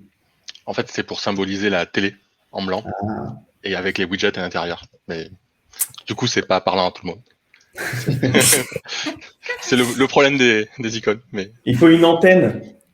On l'a sur la télé. Pour différencier la version télé de la version mobile, on a justement rajouté les petites antennes de la télé. C'est génial. Les années 80, c'est parfait. C'est ça. Alors, on prend note. EasyView, splash screen. Donc, alors bon, on va essayer de la relancer. Sinon, ce qu'on va faire, c'est que je vais la démarrer autrement. Alors, c'est les aléas du direct. Elle a très bien marché sur mon téléphone, donc je pense que c'est oui, pas de souci sur le mien non plus. C'est peut-être aussi un problème de configuration de ma part. Alors, ce que je vais vous proposer, on va passer dans un mode un petit peu dégradé. Ce qu'on va faire, c'est que je vais lancer l'application moi sur un téléphone et malheureusement, je vais vous demander de me guider un petit peu sur ce que vous voulez faire. Pour que je puisse faire les interactions que vous souhaitez. Alors, juste un petit instant que je règle ça. Voilà. Antoine, si tu peux basculer le partage. Voilà, donc là, vous avez l'application et là, je vais pouvoir lancer EasyView. C'est parti, splash screen. Super. Je vais commencer alors. EasyView, la fonte, la typo, j'appelle ça les typos Hunger Games. Je crois que ils les utilisent. Donc gros parti pris. Moi j'aime bien les applis qui ont du caractère. Donc c'est un peu les Hunger Games du pôle Nord. Je trouve ça bien. On a perdu le. Ah oui. Non, tu n'as pas l'émulateur malheureusement, mais n'hésite pas à me dire ce que tu veux que je fasse. Déjà, ce que je peux vous dire là, c'est que avec un petit swipe, on a la possibilité du coup sur l'onboarding d'avancer de cette manière-là. En fait, on a perdu l'écran. Pardon, oui. On voit Twitch. Oui. C'est pour ça que je m'étais Donc, alors, je remonte à ceux qui n'ont pas pu voir, je m'excuse. On a donc effectivement sur cet écran, après l'onboarding, on arrive sur cet écran et j'ai la possibilité de swiper comme ça sur le côté et j'ai l'écran de retour même qui s'affiche quand je fais un petit swipe vers la droite. Alors, je te laisse me guider, hein, Clara, ou même pour les autres App Doctors, n'hésitez pas à me dire ce que vous voulez que je fasse. Oui, alors, si on revient à l'écran précédent, Voilà, bienvenue chez vous. Moi, j'aime bien, je trouve, l'univers de la télé, c'est comfy, on est chez soi, etc. Du coup, je trouve que c'est pas mal. Nous sommes ravis de vous accueillir. Ça donne de la personnalité à l'appli. Accueillir, attention aux fautes d'orthographe. Il y a ça ne s'écrit pas comme ça. Donc, allons à l'écran suivant. Ouais, hop. Top. Alors là, ce que j'étais un peu, j'ai eu un tout petit peu de mal à comprendre les avantages de cette appli. Exceptionnel widget. Et là, je vois des widgets sur un écran de téléphone. Là, je me posais la question. Alors, est-ce que c'est des widgets pour mon téléphone? Est-ce que c'est des widgets que je vais pouvoir présenter sur ma télé? Alors peut-être qu'on peut aller à l'écran suivant. Affiché partout. Voilà. Donc là, j'étais un peu plus. Donc j'avais compris que j'allais afficher sur d'autres devices, mais en fait j'ai pas tout à fait compris si j'allais afficher les widgets ou alors si j'allais faire du broadcasting sur un autre device de mon téléphone à ma télé. Vous pourrez diffuser sur votre TV Android, votre Chromecast, iPad ou même sur un autre téléphone. Du coup, c'est un tout petit peu déroutant. Peut-être aussi que les illustrations pourraient aider. Ça demande énormément de temps, ces illustrations onboarding. Du coup, je comprends que parfois on a ni le temps ni les ressources pour faire ce genre de travail. Mais je pense que peut-être que des illustrations qui seraient plus informatives sur comment ça marche pourraient aider. Et donc, on peut passer à l'écran suivant. Voilà. Je vais peut-être le faire aussi avec les boutons, pour montrer que, effectivement, quand j'appuie sur les boutons, alors je vois pas de ripple ou sur les boutons. Je précise un petit peu parce que c'est peut-être pas évident de le voir. Voilà, je passe à l'écran suivant. Et pour info, moi j'avais un Samsung A7, mais en tout cas ça ramait le slide. Bon, je vois que ça marche très bien là. Je m'excuse, du coup j'ai fait un swipe à droite. Du coup, je suis arrivé à cet écran de connexion. Je suis peut-être allé un peu vite. Est-ce que, Clara, tu avais besoin que je revienne en arrière? Non, mais je crois que je me souviens de le texte disait vous pouvez cliquer sur l'écran de diffusion, sur le bouton de diffusion dès l'onboarding. Et en fait, ça va être simple. Je vais repasser à l'onboarding. Donc faire des références à des éléments très très spécifiques de l'appli. Alors qu'on est dans l'onboarding, je trouve que c'est pas très. Ce bouton de diffusion, je l'ai pas encore sous les yeux. J'ai du mal à me projeter. Et puis en fait, je me suis aperçue que quand une fois que j'avais appuyé sur le bouton de diffusion, votre écran affichera votre tableau de bord. J'ai pas de feedback visuel et en fait, une fois que j'avais passé l'onboarding, j'ai pas tout à fait trouvé ce bouton de diffusion. Donc voilà, dans ces cas-là, les images aident et je pense qu'il faut plus accentuer les avantages des fonctionnalités plutôt que le comment est-ce que vous allez le faire. Ou alors, si c'est un petit guide d'utilisation, un how-to guide, alors les illustrations devraient aider. Et je trouve que c'est pas trop le cas. Mais j'aime bien avoir un onboarding. Je trouve que ça aide quand même beaucoup. Donc, on peut passer à l'écran suivant. Alors, je fais avec le bouton. Voilà, clic. Voilà, et en fait, ce que j'en profite, mais quand j'ai voulu revenir à l'onboarding, parce que je me suis dit, mince, je suis passé un peu trop vite à l'écran d'après, j'ai essayé de faire un swipe vers la gauche, mais vous voyez que je peux pas revenir à l'écran précédent, et j'ai essayé aussi avec le bouton retour, et là, du coup, je quittais, d'ailleurs, vous aurez peut-être un commentaire là-dessus, mais quand j'appuie sur le bouton retour, il y a ça qui s'affiche. Voilà, je vous laisse poursuivre. Alors, je vais juste commencer par la création du compte. Donc là, à ce moment-là, j'ai pas d'infos sur pourquoi est-ce que je devrais créer un compte. Je sais pas si c'est obligatoire. Enfin, ça a l'air obligatoire parce que je peux pas aller dans l'appli sans créer un compte. En général, moi, j'aime bien avoir de l'info sur les avantages de la création de compte. Qu'est-ce que ça va me permettre de faire? Je vous donne mes infos. Enfin, j'ai l'impression, en tout cas, de vous donner des infos quand je crée un compte. Du coup, j'aime bien avoir les avantages que ça m'apporte. Et donc, mon dernier point, après je laisserai les autres parler, c'est sortir de l'appli, avoir une pop-up interstitielle pour sortir de l'appli. Pour moi, c'était... Enfin, j'ai bien aimé cette appli. Je trouve que j'aime ses partis pris, etc., le petit côté geek, j'aime les avantages. Mais la pop-up interstitielle pour sortir de l'appli, pour moi, c'était un peu un tue-l'amour. Parce que j'arrêtais pas d'essayer de tomber dessus, d'essayer de retourner en arrière. Et en fait, s'il n'y a pas par exemple, pour une application de banque, ça va me déconnecter. Donc, il y a une raison pour laquelle il mettrait cette pop-up interstitielle. Mais je pense qu'il n'y a pas forcément de raison. Je pense que les back buttons, les back gestures, ça devrait te renvoyer directement à la.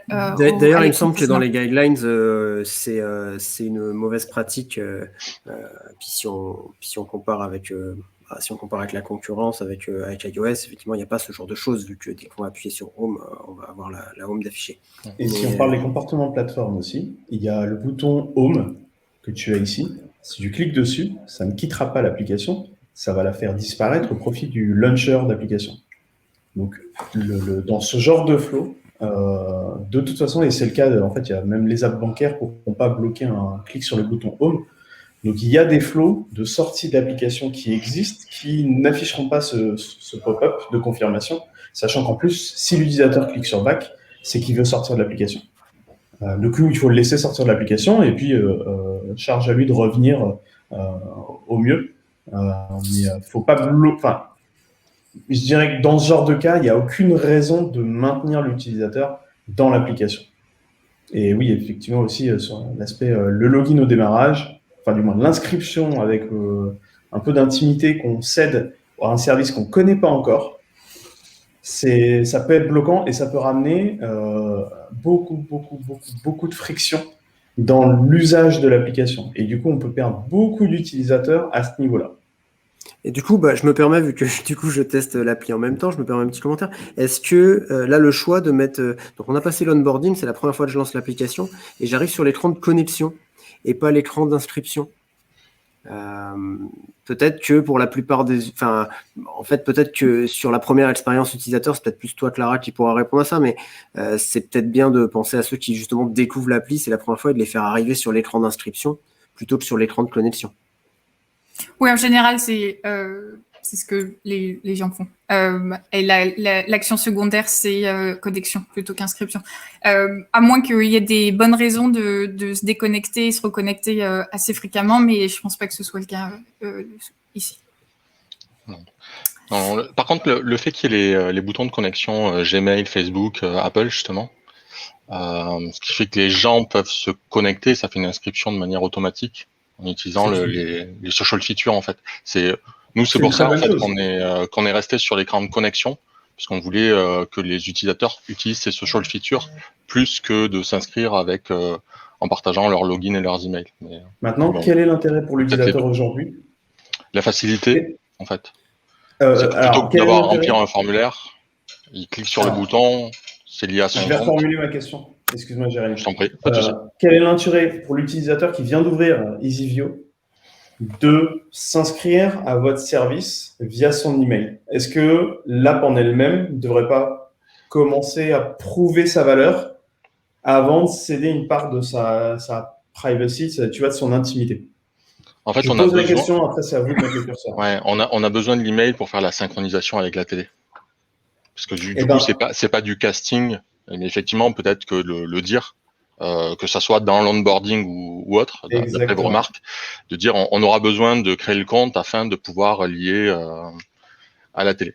Et là, tu pourras m'acheter à ce moment-là, en fait. Tu vois, à ce moment-là, ah oui, attends, oui, ok, d'accord. Alors, on a besoin de l'email là encore, on pourra en rediscuter, etc. Mais si jamais, au pire, tu as montré déjà la valeur. Et en gros, tu vois, et là encore, je veux pas faire de comparaison, mais dans Miscoto, il y avait un truc intéressant, c'est qu'au bout de 2 minutes, on était arrivé au bout du flow utilisateur. Là, on va voir qu'avec EasyVio, les choses sont un peu différentes et le contexte est plus complexe. Alors, je me permets du coup d'accélérer un petit peu la review parce qu'il va nous rester, allez, 5 petites minutes. Est-ce qu'il y avait d'autres choses à dire sur cet écran? Est-ce qu'on regarde l'écran d'inscription? Peut-être qu'on peut. J'ai un petit truc à dire sur l'inscription, moi. Ouais. Sur l'inscription, Nico, du coup, je passe à... Voilà, tac. Alors, si tu saisis, si tu commences à saisir le champ et que tu t'arrêtes sur le dernier, j'aurais une remarque. Je les saisis tous ou je vais juste au dernier? Ok. Donc... Rapidement. Bon, on s'en fiche.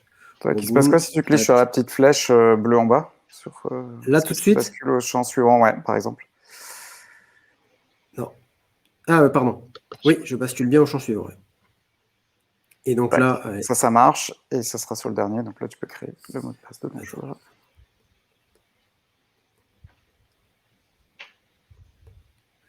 Est-ce que j'essaye de mettre quelque chose qui ne matche pas exprès ou... Non, le but était de rester sur le dernier champ et de cliquer sur le petit bouton. Qui fasse la validation, sans avoir appuyé sur le bouton. Voilà. Là, le dernier champ avec le petit avion en papier, ça. Ouais, sur mon téléphone, c'est marqué Send. Ouais, je viens d'appuyer dessus, effectivement, ça ferme le, et voilà. ça ferme le clavier. Voilà, chez moi, et ça, je me base souvent sur ce genre de petits détails, que le clavier puisse passer au champ suivant, et que la dernière étape, si elle, en tout cas, moi, ça marque envoyer.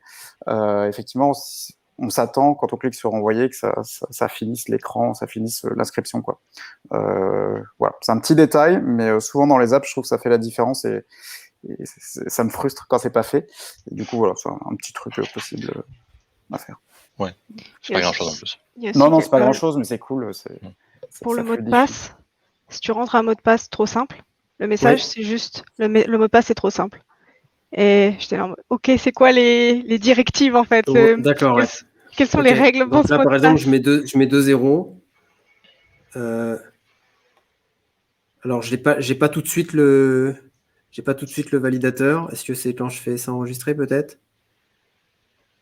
Non, 2 zéros, c'est pas trop simple. Ah, voilà, boum. Votre mot de passe n'est pas assez sécurisé. Utilisez-en un plus complexe. Effectivement, comme dit Sarah, on n'a pas l'indication tout de suite qui nous dit qu'est-ce qu'il faut faire exactement. Donc, je vais essayer avec 8 zéros parce que je suis un expert en sécurité.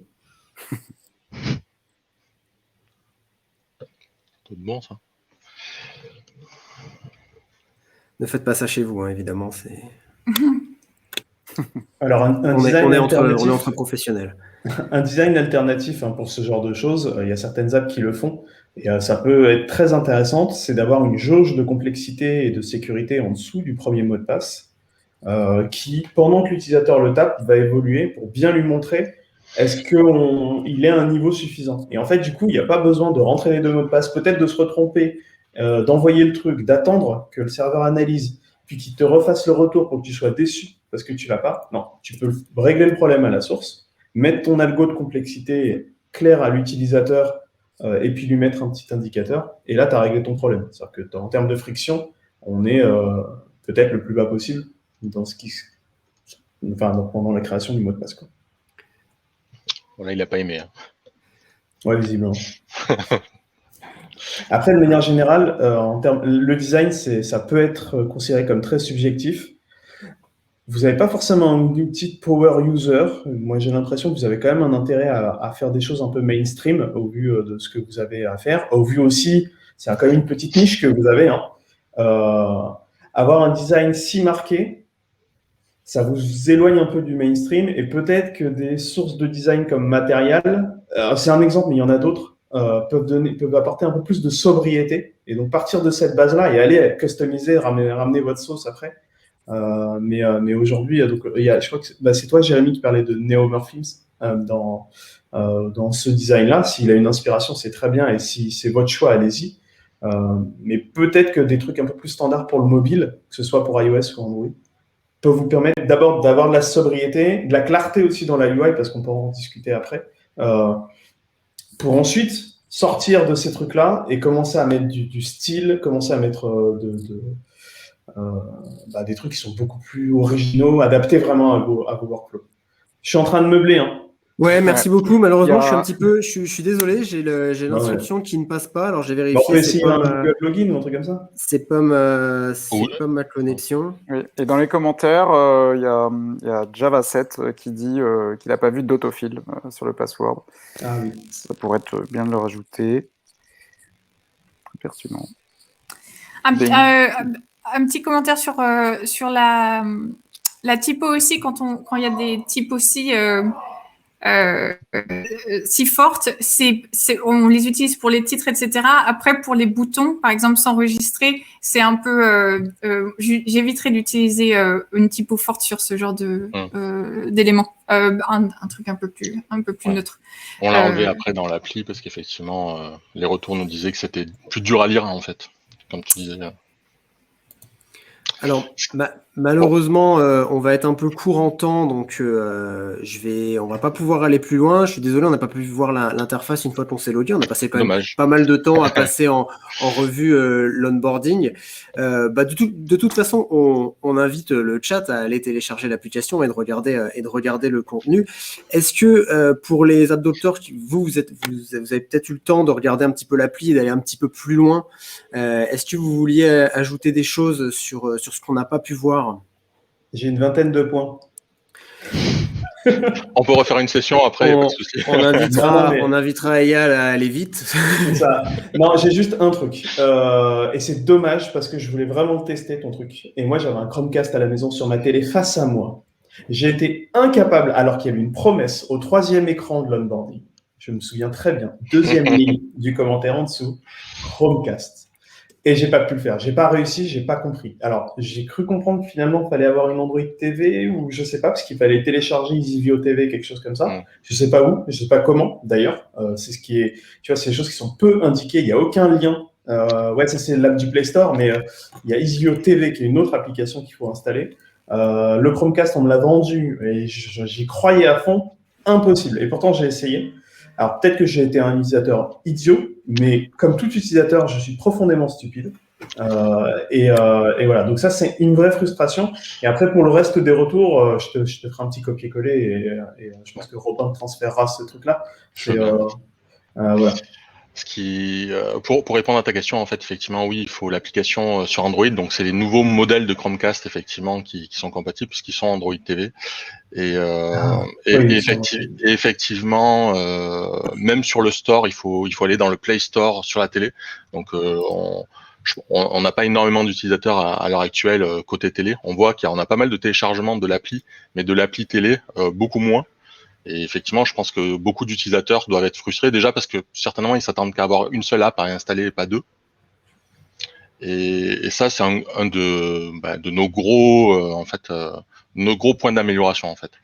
Et on s'est fait souvent refouler du Play Store parce qu'en fait, on n'a pas le droit, ou alors on n'a pas trouvé la bonne manière de lier deux applications ensemble. Donc, si là aussi, vous avez des tips pour lier deux applications ensemble, on est preneur. Alors, je vais laisser le chat peut-être. Je vais plutôt laisser le chat mettre des tips. Est-ce que les autres App Doctors, ouais, je suis désolé, je suis un peu le gardien du temps. Est-ce que les autres App Doctors, vous avez des choses à ajouter? Pour ma part, oui, de façon très rapide. Quand on est sur les différents écrans, il y a une petite phrase qui dit « Il semblerait que vous n'avez pas encore créé de widget, il vous suffit d'appuyer sur l'icône ». Et je trouve que c'est pas assez engageant.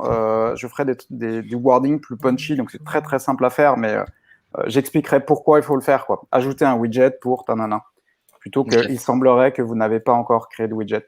Tu vois, un peu plus inciter les utilisateurs à agir. Super, merci. Est-ce que Clara ou Sandra, vous vouliez ajouter quelque chose d'autre? Se connecter à une TV.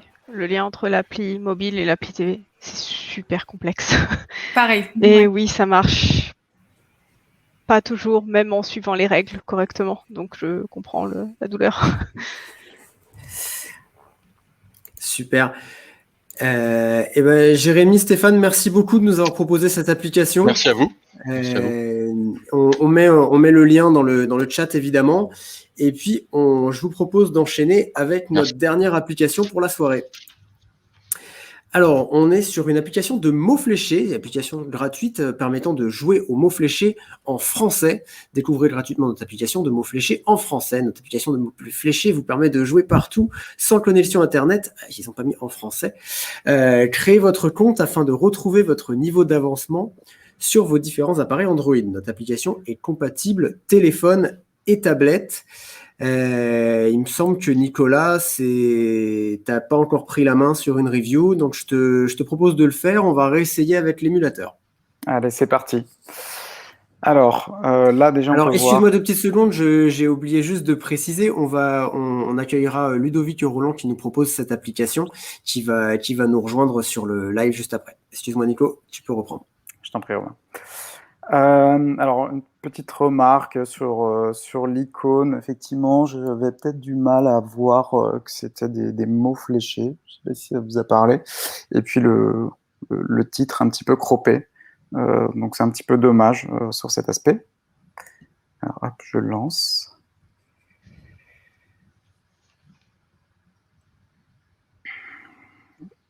Donc, on arrive sur la première étape. Pareil, on se dit on est bloqué, on regarde, c'est un petit peu anxiogène encore, je suis quand même un petit peu axé avec mes couleurs, la rouge, mais un peu la même remarque que tout à l'heure. Se connecter avec une adresse email, se connecter avec Google, se connecter avec un compte Facebook, et là on voit le jaune, tout en bas, continuer en tant qu'invité. C'est ce qu'on va faire, donc on a vraiment le mode gratuit qui était annoncé sur la fiche Play Store. Ah. Alors, donc là, on nous demande des droits, des accès. Voilà. Donc, je ne sais pas si vous avez l'habitude de... Alors moi, il y a un petit truc qui m'a fait tiquer sur ce truc-là. C'est qu'on est sur une application qui s'appelle Mots Fléchés. D'ailleurs, on voit le titre est juste derrière. Ouais. Là, j'espère que je ne vais pas effacer la pop-up en disant ça. Voilà, là, il y a le titre. Alors que il y a un warning, on dirait que c'est un message du gouvernement qui nous est envoyé, qui peut être justifié, mais on parle de Arrow Words, avec mon super accent anglais. Je me dis, mince, c'est quand même 2 entités qui sont en train de me parler. Je ne suis pas censé parler anglais. Et moi, ça me fait un peu peur. Le fait que y a un message très officiel qui est en train de me parler d'un truc, et en plus, c'est dans plein de détails. Je vais pouvoir rentrer dans des détails assez incroyables de ce que vous allez récupérer comme information sur moi. Et en plus, c'est pas le même nom que le prix. Du coup, il est où le spam, quoi? Voilà, donc c'était un petit peu inquiétant de rentrer comme ça. Donc, bon, je vais autoriser, mais effectivement, stocker et accéder à des informations sur un terminal, je me suis posé la question. Je ne suis pas vraiment habitué. Je ne sais pas si vous avez un avis avant de passer à l'écran suivant. Ouais, moi, j'ai changé de téléphone à ce moment-là. Parce que ça m'a mis stocker des informations sur un terminal. Je me suis dit, qu'est-ce que ça peut aller récupérer dans mon téléphone? Enfin, vraiment le truc basique de la personne qui connaît pas top ou autre. Et du coup, j'ai changé de téléphone. Moi, j'étais sur un téléphone de test, mais je ne sais plus si c'est cette app ou une autre, mais je crois que c'est cette app qui m'a lancé un installateur Game Launcher ou autre en parallèle. Donc, je suis pas très habitué à ce qu'on me fasse installer une app. Donc, je ne sais plus quelle app me l'a fait, mais c'était une des 4. Si les autres App Doctor ont un feedback là-dessus. Alors, je ne sais pas si vous avez eu beaucoup à faire. J'imagine que tout le monde, au final, a fait du RGPD ces dernières années sur des applications. Mais il y a quand même des moyens beaucoup plus simples. Parce que j'imagine, alors je te laisse faire oui de la tête, ou du Ludovic, ou non de la tête si c'est lié à ça. Mais il y a forcément des conditions d'utilisation, des privacy policies à faire valider des utilisateurs dès qu'on récupère de la data sur eux, ce qui est ultra normal. Par contre, il y a des moments et il y a des moyens de le présenter.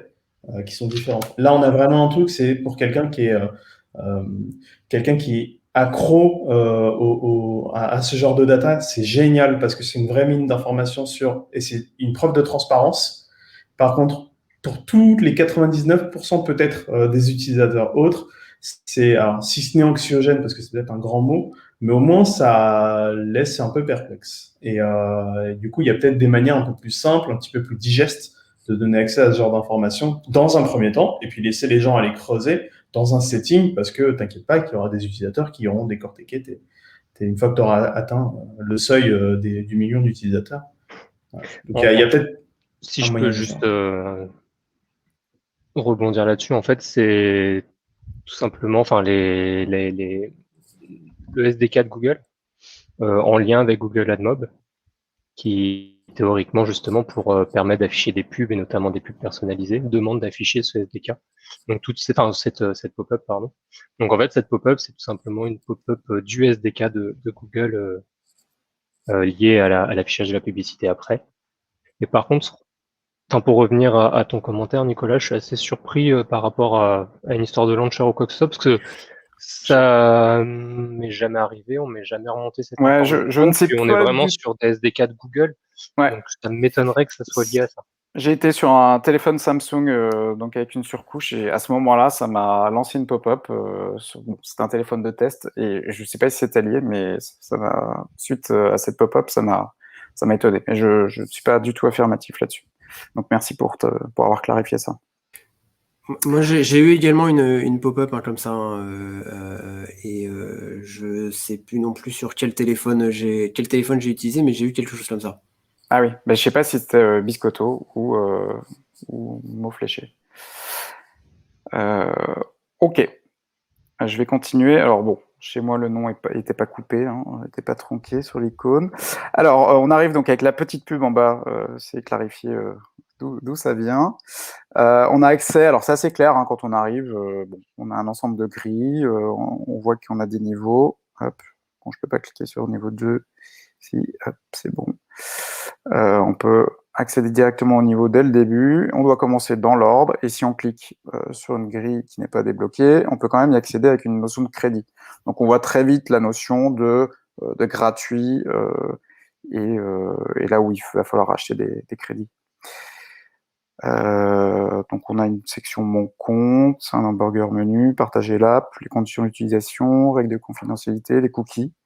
Ça m'a interrogé, donc hop, cookies. Et bon, on pourra peut-être pas le faire, hein, mais bon, on a accès, de toute façon, je vais pas le faire, on a accès de façon classique à une URL. Ah, non. Ok. Je me pose des questions sur l'utilité du burger menu pour ça. Ça se fait plus trop maintenant, et puis ce qu'il y a dedans n'est pas quelque chose qu'on a envie d'accéder, à part le Mon compte. Oui, non. Le reste, ça pourrait être carrément dans un écran à part et qu'on peut accéder ailleurs, je sais pas. Mais dans un burger menu, c'est pas des actions réelles, c'est plus de l'information. Oui. Effectivement, on peut avoir un petit menu réglage, un petit. Alors tu disais, attends, Eyal, tu disais? Non, je vais laisser la parole à Nico parce qu'il allait proposer un truc et je pense que c'est exactement je dis pour ceux qui nous ont rejoints un peu en cours de route dans le chat, n'hésitez pas à ajouter vos commentaires dans le chat. On essaye, quand on est assez synchro avec vos commentaires, de les relayer en direct. Et en tous les cas, même si on les relaie pas en direct, ça permet aux créateurs des applications de pouvoir regarder le replay et de pouvoir relire vos commentaires. Donc vraiment, n'hésitez pas et merci beaucoup pour votre bienveillance dans les commentaires. Je te laisse poursuivre, Nicolas. Oui. Je voulais juste dire qu'effectivement, mon compte pouvait être sorti, rajouter des petits pictos, etc. Mais effectivement, tout ça pouvait être regroupé dans une section, c'est-à-dire les conditions d'utilisation. Est-ce que vous voyez mon curseur d'ailleurs? Il faut que tu cliques sur l'écran pour qu'on le voit. Ouais, d'accord. Effectivement, je fais depuis tout à l'heure. Voilà, les conditions d'utilisation, les règles de confidentialité, les cookies, le numéro de version, effectivement, ça pourrait être regroupé. Et partager l'application dans la section Mon compte, et mon compte pourrait être sorti et accessible directement ici. Je te passe la parole, Eyal, tu voulais non, c'était pour proposer quelque chose de très similaire à toi. Donc, ok. Nickel. Et donc on a ce côté in-app. J'ai trouvé ça assez clair. voilà, on peut acheter des crédits, on peut supprimer la pub. Vérification de la saisie, ça je sais pas trop, donc je vais tenter de cliquer dessus. Non, j'ai pas plus d'explications, on part directement dans de l'achat. Donc j'aurais aimé un peu plus d'explications. En tout cas, c'est pas évident pour moi. Voilà, de la synchro des données. Alors c'était expliqué sur la fiche. La synchro donc permet de réutiliser son avancement sur ces multi-devices. Hop, je reviens en Est-ce que ça arrière. vous fait réagir les autres? Je sais pas si Clara ou Sandra, vous Oui. voulez ajouter quelque chose à Allez-y. ce niveau-là? Alors moi j'ai bien apprécié la granularité, enfin le fait qu'il y ait différentes options pour ce qu'on pouvait acheter. En général c'est une souscription tout en un. Par exemple supprimer la pub pour 2 €, c'est quelque chose que je me vois totalement faire si j'utilise plus de 3 ou 4 fois. Alors qu'une souscription c'est un engagement, etc. Donc ça j'ai bien aimé. Même commentaire sur plus d'infos, synchronisation des données, si je vais m'engager, etc. Si c'est une souscription, j'aimerais bien savoir comment ça va se passer et quels avantages je vais avoir avant d'arriver directement sur l'écran de paiement. Et il y a le côté gratuit, j'ai pas rebondi dessus, mais effectivement, on peut gagner des crédits en regardant des vidéos très classiques dans le monde du jeu. Mais voilà, donc ça peut conférer un usage peut-être complètement gratuit de l'app si on le souhaite. Est-ce que tu peux scroller tout en bas, s'il te plaît? Oui. Ok, très bien. Non, je voulais juste vérifier un truc. S'il n'y avait pas un problème de panique. Mais... C'est bien dégressif. Ouais, non, ça marche. Alors, on a un outil qui permet à tous nos abductors de prendre la main en simultané. N'hésitez pas à le faire. Non, il y a un petit truc qui m'a un petit peu embêté, pas sur cet écran-là, mais du coup, on pourra en parler après. Hein, donc, si quelqu'un a des choses à dire encore sur cet écran. Moi, c'est pas que sur cet écran-là, c'est très subjectif, mais l'animation du bouton, je la trouve un peu... Ah, quand on clique? Oui, le ripple dessus. Ça fait le corner qui change de place. Oui. Ça fait clavier. Ouais, peut-être. Ouais. C'était les faire chercher. Justement, il n'y a pas de ripple, c'était d'avoir une notion de bouton foncé. Après, c'est vrai que la partie peut-être du coup plus foncée est un peu épaisse, mais c'était le but recherché, effectivement, c'est de faire... Alors, peut-être qu'il manque un petit ombre pour me montrer que le bouton il ressort en fait de l'écran, parce que là du coup moi j'avais pas compris qu'il ressortait de l'écran. Ouais, après là c'est des gros boutons.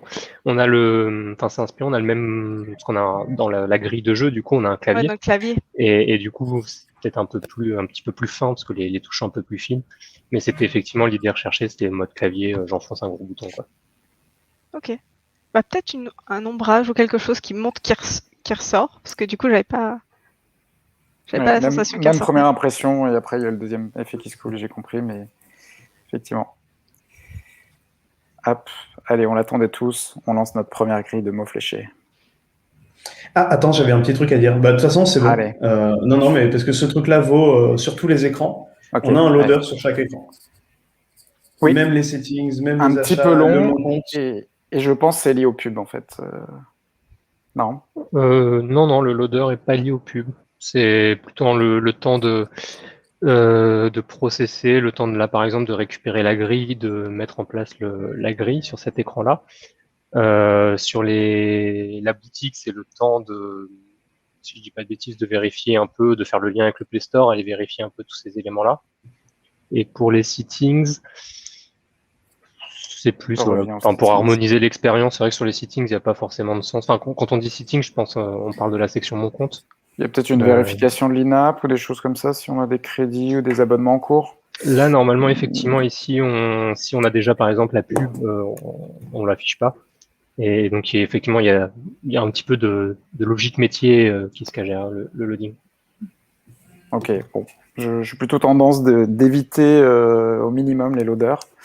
Dès qu'on peut, c'est quand même plus agréable pour l'utilisateur, surtout quand on doit faire des allers-retours. Là, je vais revenir. Tac. On vient de charger. On va faire encore 5 minutes. Est-ce qu'on va passer à la grille pour voir un peu le... Allez, on passe à la guerre. Donc, ma première remarque, ça a été j'arrive pas à lire quand on est arrivé sur cet écran. Et alors, j'essaye avec Genymotion de pincher. Ah, j'ai une petite pub qui s'est mise. Alors, si WhatsApp veut nous soutenir, on les invite évidemment à nous contacter. Alors, je n'arrive pas à pincher pour zoomer. Vous avez une petite technique, les autres abductors? Alors, ça Avec, marche bien Al- sur mon téléphone, juste pour. Oui, alors sur le assurer, téléphone, ouais, au ça début, me- je me suis dit c'est lisible, et du coup, je me suis dit je vais tester le pinch. Je vous laisse la main là. Alors, Et peut-être du coup, avec Alt, c'était non évident. Ça a marché de façon très simple. Hop, je le lance sur mon téléphone en même temps.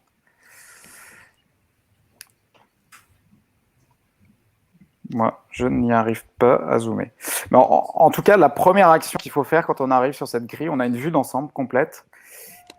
Et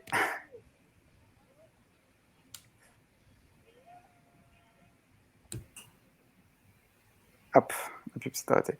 Et donc, on est obligé de pincher sur l'écran. Donc, ça vient assez intuitivement. Mais j'avoue que voilà, il faut quand même réfléchir parce qu'on a la vue d'ensemble. Une fois qu'on l'a fait une fois, on a compris.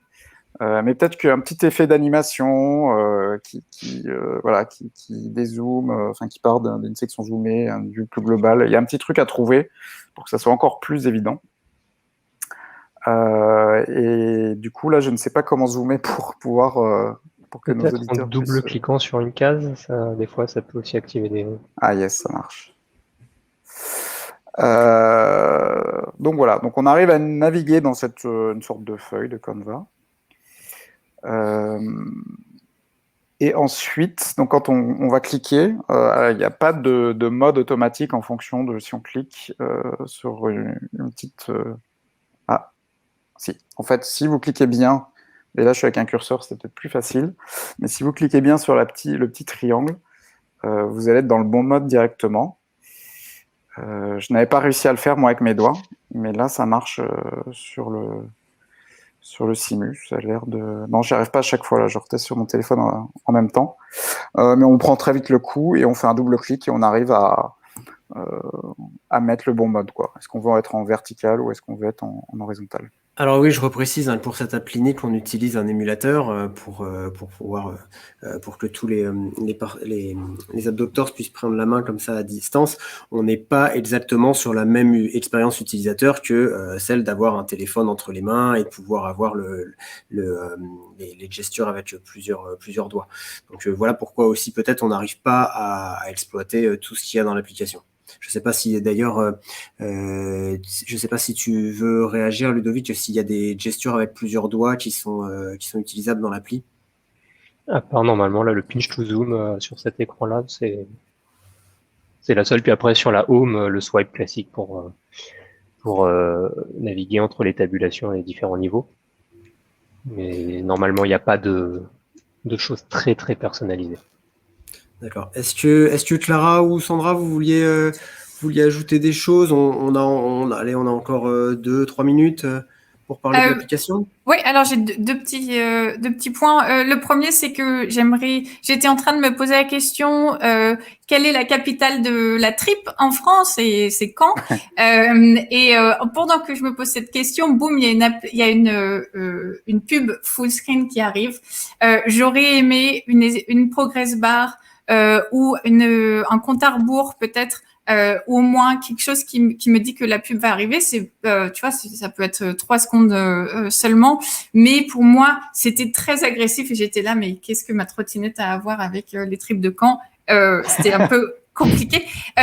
Deuxième petit point, c'est je trouve que donc c'est un clavier custom en bas et c'est intéressant parce que on a la gomme, les crédits et des petites options pour le mot qu'on est en train de remplir. Mais je vois les avantages, mais je trouve que le clavier custom, quand on l'utilise, il n'est pas aussi ergonomique qu'un clavier natif. Et vu que le centre de l'interaction, c'est d'écrire des mots, j'ai trouvé ça un peu dommage parce que, je sais pas pourquoi j'arrivais pas à appuyer sur la bonne touche ou ça appuie entre deux touches. Donc peut-être que moi moi, j'ai pas été dérangé par ce clavier custom, plutôt bien intégré, j'ai trouvé. Ok, bon. Je sais. Bon, bref. Donc, oubliez ce que je viens de dire. Non, mais ça peut être moi, je te sur le réponds sur un téléphone, truc. Moi, je te rejoins sur un truc, c'est que lorsqu'on a un mot qui est en vertical, je vais essayer de reproduire le problème. Donc, oui, non, je vais y arriver. Ah oui, t'as double-cliqué. J'ai double-cliqué. Si je ne me trompe pas, alors peut-être si on fait ça, si là ça marche. Ouais, j'ai mis beaucoup de temps à me rendre compte qu'il fallait vraiment cliquer sur vertical, horizontal pour commencer à pouvoir travailler avec le truc. Sinon, je me retrouvais quand je voulais effacer un mot vertical à faire ça, ça, ça. Donc ça, c'était un peu perturbant. Mais un autre truc aussi qui est un peu embêtant, c'est ça. On est ici et puis on veut effacer le mot. On veut effacer le mot, pourquoi? Parce que ici, c'est un R au lieu du T. Donc on va effacer, sauf qu'on est obligé de recliquer ici pour mettre le R à la place du T. Et donc en fait, on n'est pas dans un travail avec un curseur comme on a l'habitude de voir quand on entre du texte, où finalement les curseurs se placent entre les mots. On a un curseur qui est sur chacune des lettres. Et c'est très perturbant quand on doit remplacer une lettre, remplacer une partie du mot. On se retrouve toujours à réécrire la lettre précédente. Ça, c'est à cause du mouvement de la flèche, du bac, quand on efface une lettre. Je ne sais pas exactement s'il y aurait un pattern qui permettrait de remplir ce problème-là. Peut-être, je ne sais pas. Ouais, peut-être si, quand je clique là-dessus, s'il y a quelque chose d'écrit, j'efface, je reste avec mon curseur ici, et puis disons qu'il y a un T qui est ici, et une fois que je suis ici et que j'efface la lettre, et ben là, je vais aller effacer cette case-là. Tu vois ce que je veux dire? Ouais. Agir comme un curseur, en fait. Et ça permettrait de pouvoir corriger très facilement un mot, une partie d'un mot, et pouvoir réécrire dessus. Ça m'est arrivé plusieurs fois. Il y aurait peut-être un petit truc à jouer sur le comportement. Alors, on a un commentaire on a une petite question du chat. Est-ce que l'appli fonctionne en offline? Oui, elle fonctionne entièrement en offline. Toutes les grilles sont embarquées dans l'appli, donc il n'y a pas besoin de connexion Internet, même au tout premier lancement. Wouhou! Est-ce que, allez, en une ou deux dernières remarques maximum? Moi, j'ai pas eu toutes les pubs, du coup. Je suis aux Pays-Bas et je pense que les règles au niveau de Google Ads, c'est pas les mêmes. J'avais juste le bandeau en bas et j'ai pas eu de pub interstitielle. Et au milieu de la grille, du coup, j'avais une image. Et du coup, je me demandais pourquoi cette image, elle mettait tant de temps à charger, parce que ça me chargeait toute la grille. Et après, il fallait que j'attende et pouf, j'avais une image par défaut qui. Et du coup, maintenant, je comprends, c'est que il cherche la pub et il voit qu'il peut pas aux Pays-Bas. S'il y a la pub, ne charge pas pour une raison X ou Y. Au milieu, il y a une image par défaut qui est grosso modo l'icône de l'application. Ouais, j'ai eu le même comportement, pourtant j'habite à Paris et j'ai pas de adblocker. Moi non plus. Ouais, après, même problème. Ouais, il y a Google aussi qui. Enfin, je sais pas si tu avais pris le temps de dire que tu refusais justement que tu n'accordais pas ton consentement dans la pop-up. Et là, c'est un comportement de Google qui est assez, entre guillemets, gênant, pas pour les utilisateurs du coup, mais pour moi qui veux monétiser. Mais dès lors qu'on n'accorde pas son consentement, c'est un peu tout ou rien. C'est-à-dire que les publicités qui sont censées uniquement être des publicités, on va dire, ciblées, personnalisées, qui sont pas proposés aux utilisateurs, ça a plutôt tendance au niveau du SDK Google à ne rien proposer d'un point de vue pub. Voilà, et ben sur ce, on va conclure. Merci beaucoup Ludovic d'avoir proposé cette application. Merci à vous. Ainsi que, et j'en profite de vous remercier encore tous les autres candidats pour les 4 applis. J'espère que ce format vous a plu. Je remercie également chaleureusement nos 4 App Doctors du soir, donc Eyal, Clara, Sandra, Nicolas. Merci beaucoup pour vos commentaires éclairés sur les applis, sur l'expérience utilisateur Android.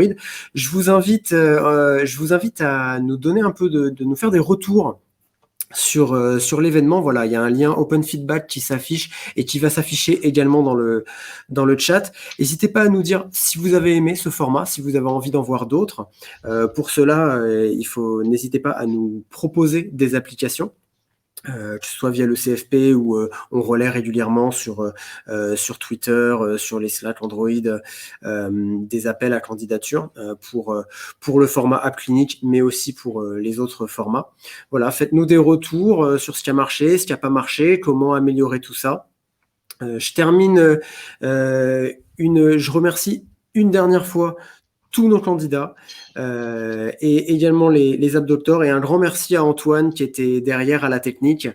Voilà, moi personnellement, j'ai pris beaucoup de plaisir à animer ce premier événement. J'espère qu'il y en aura d'autres.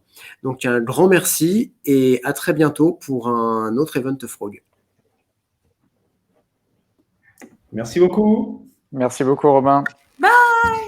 Au revoir à tous.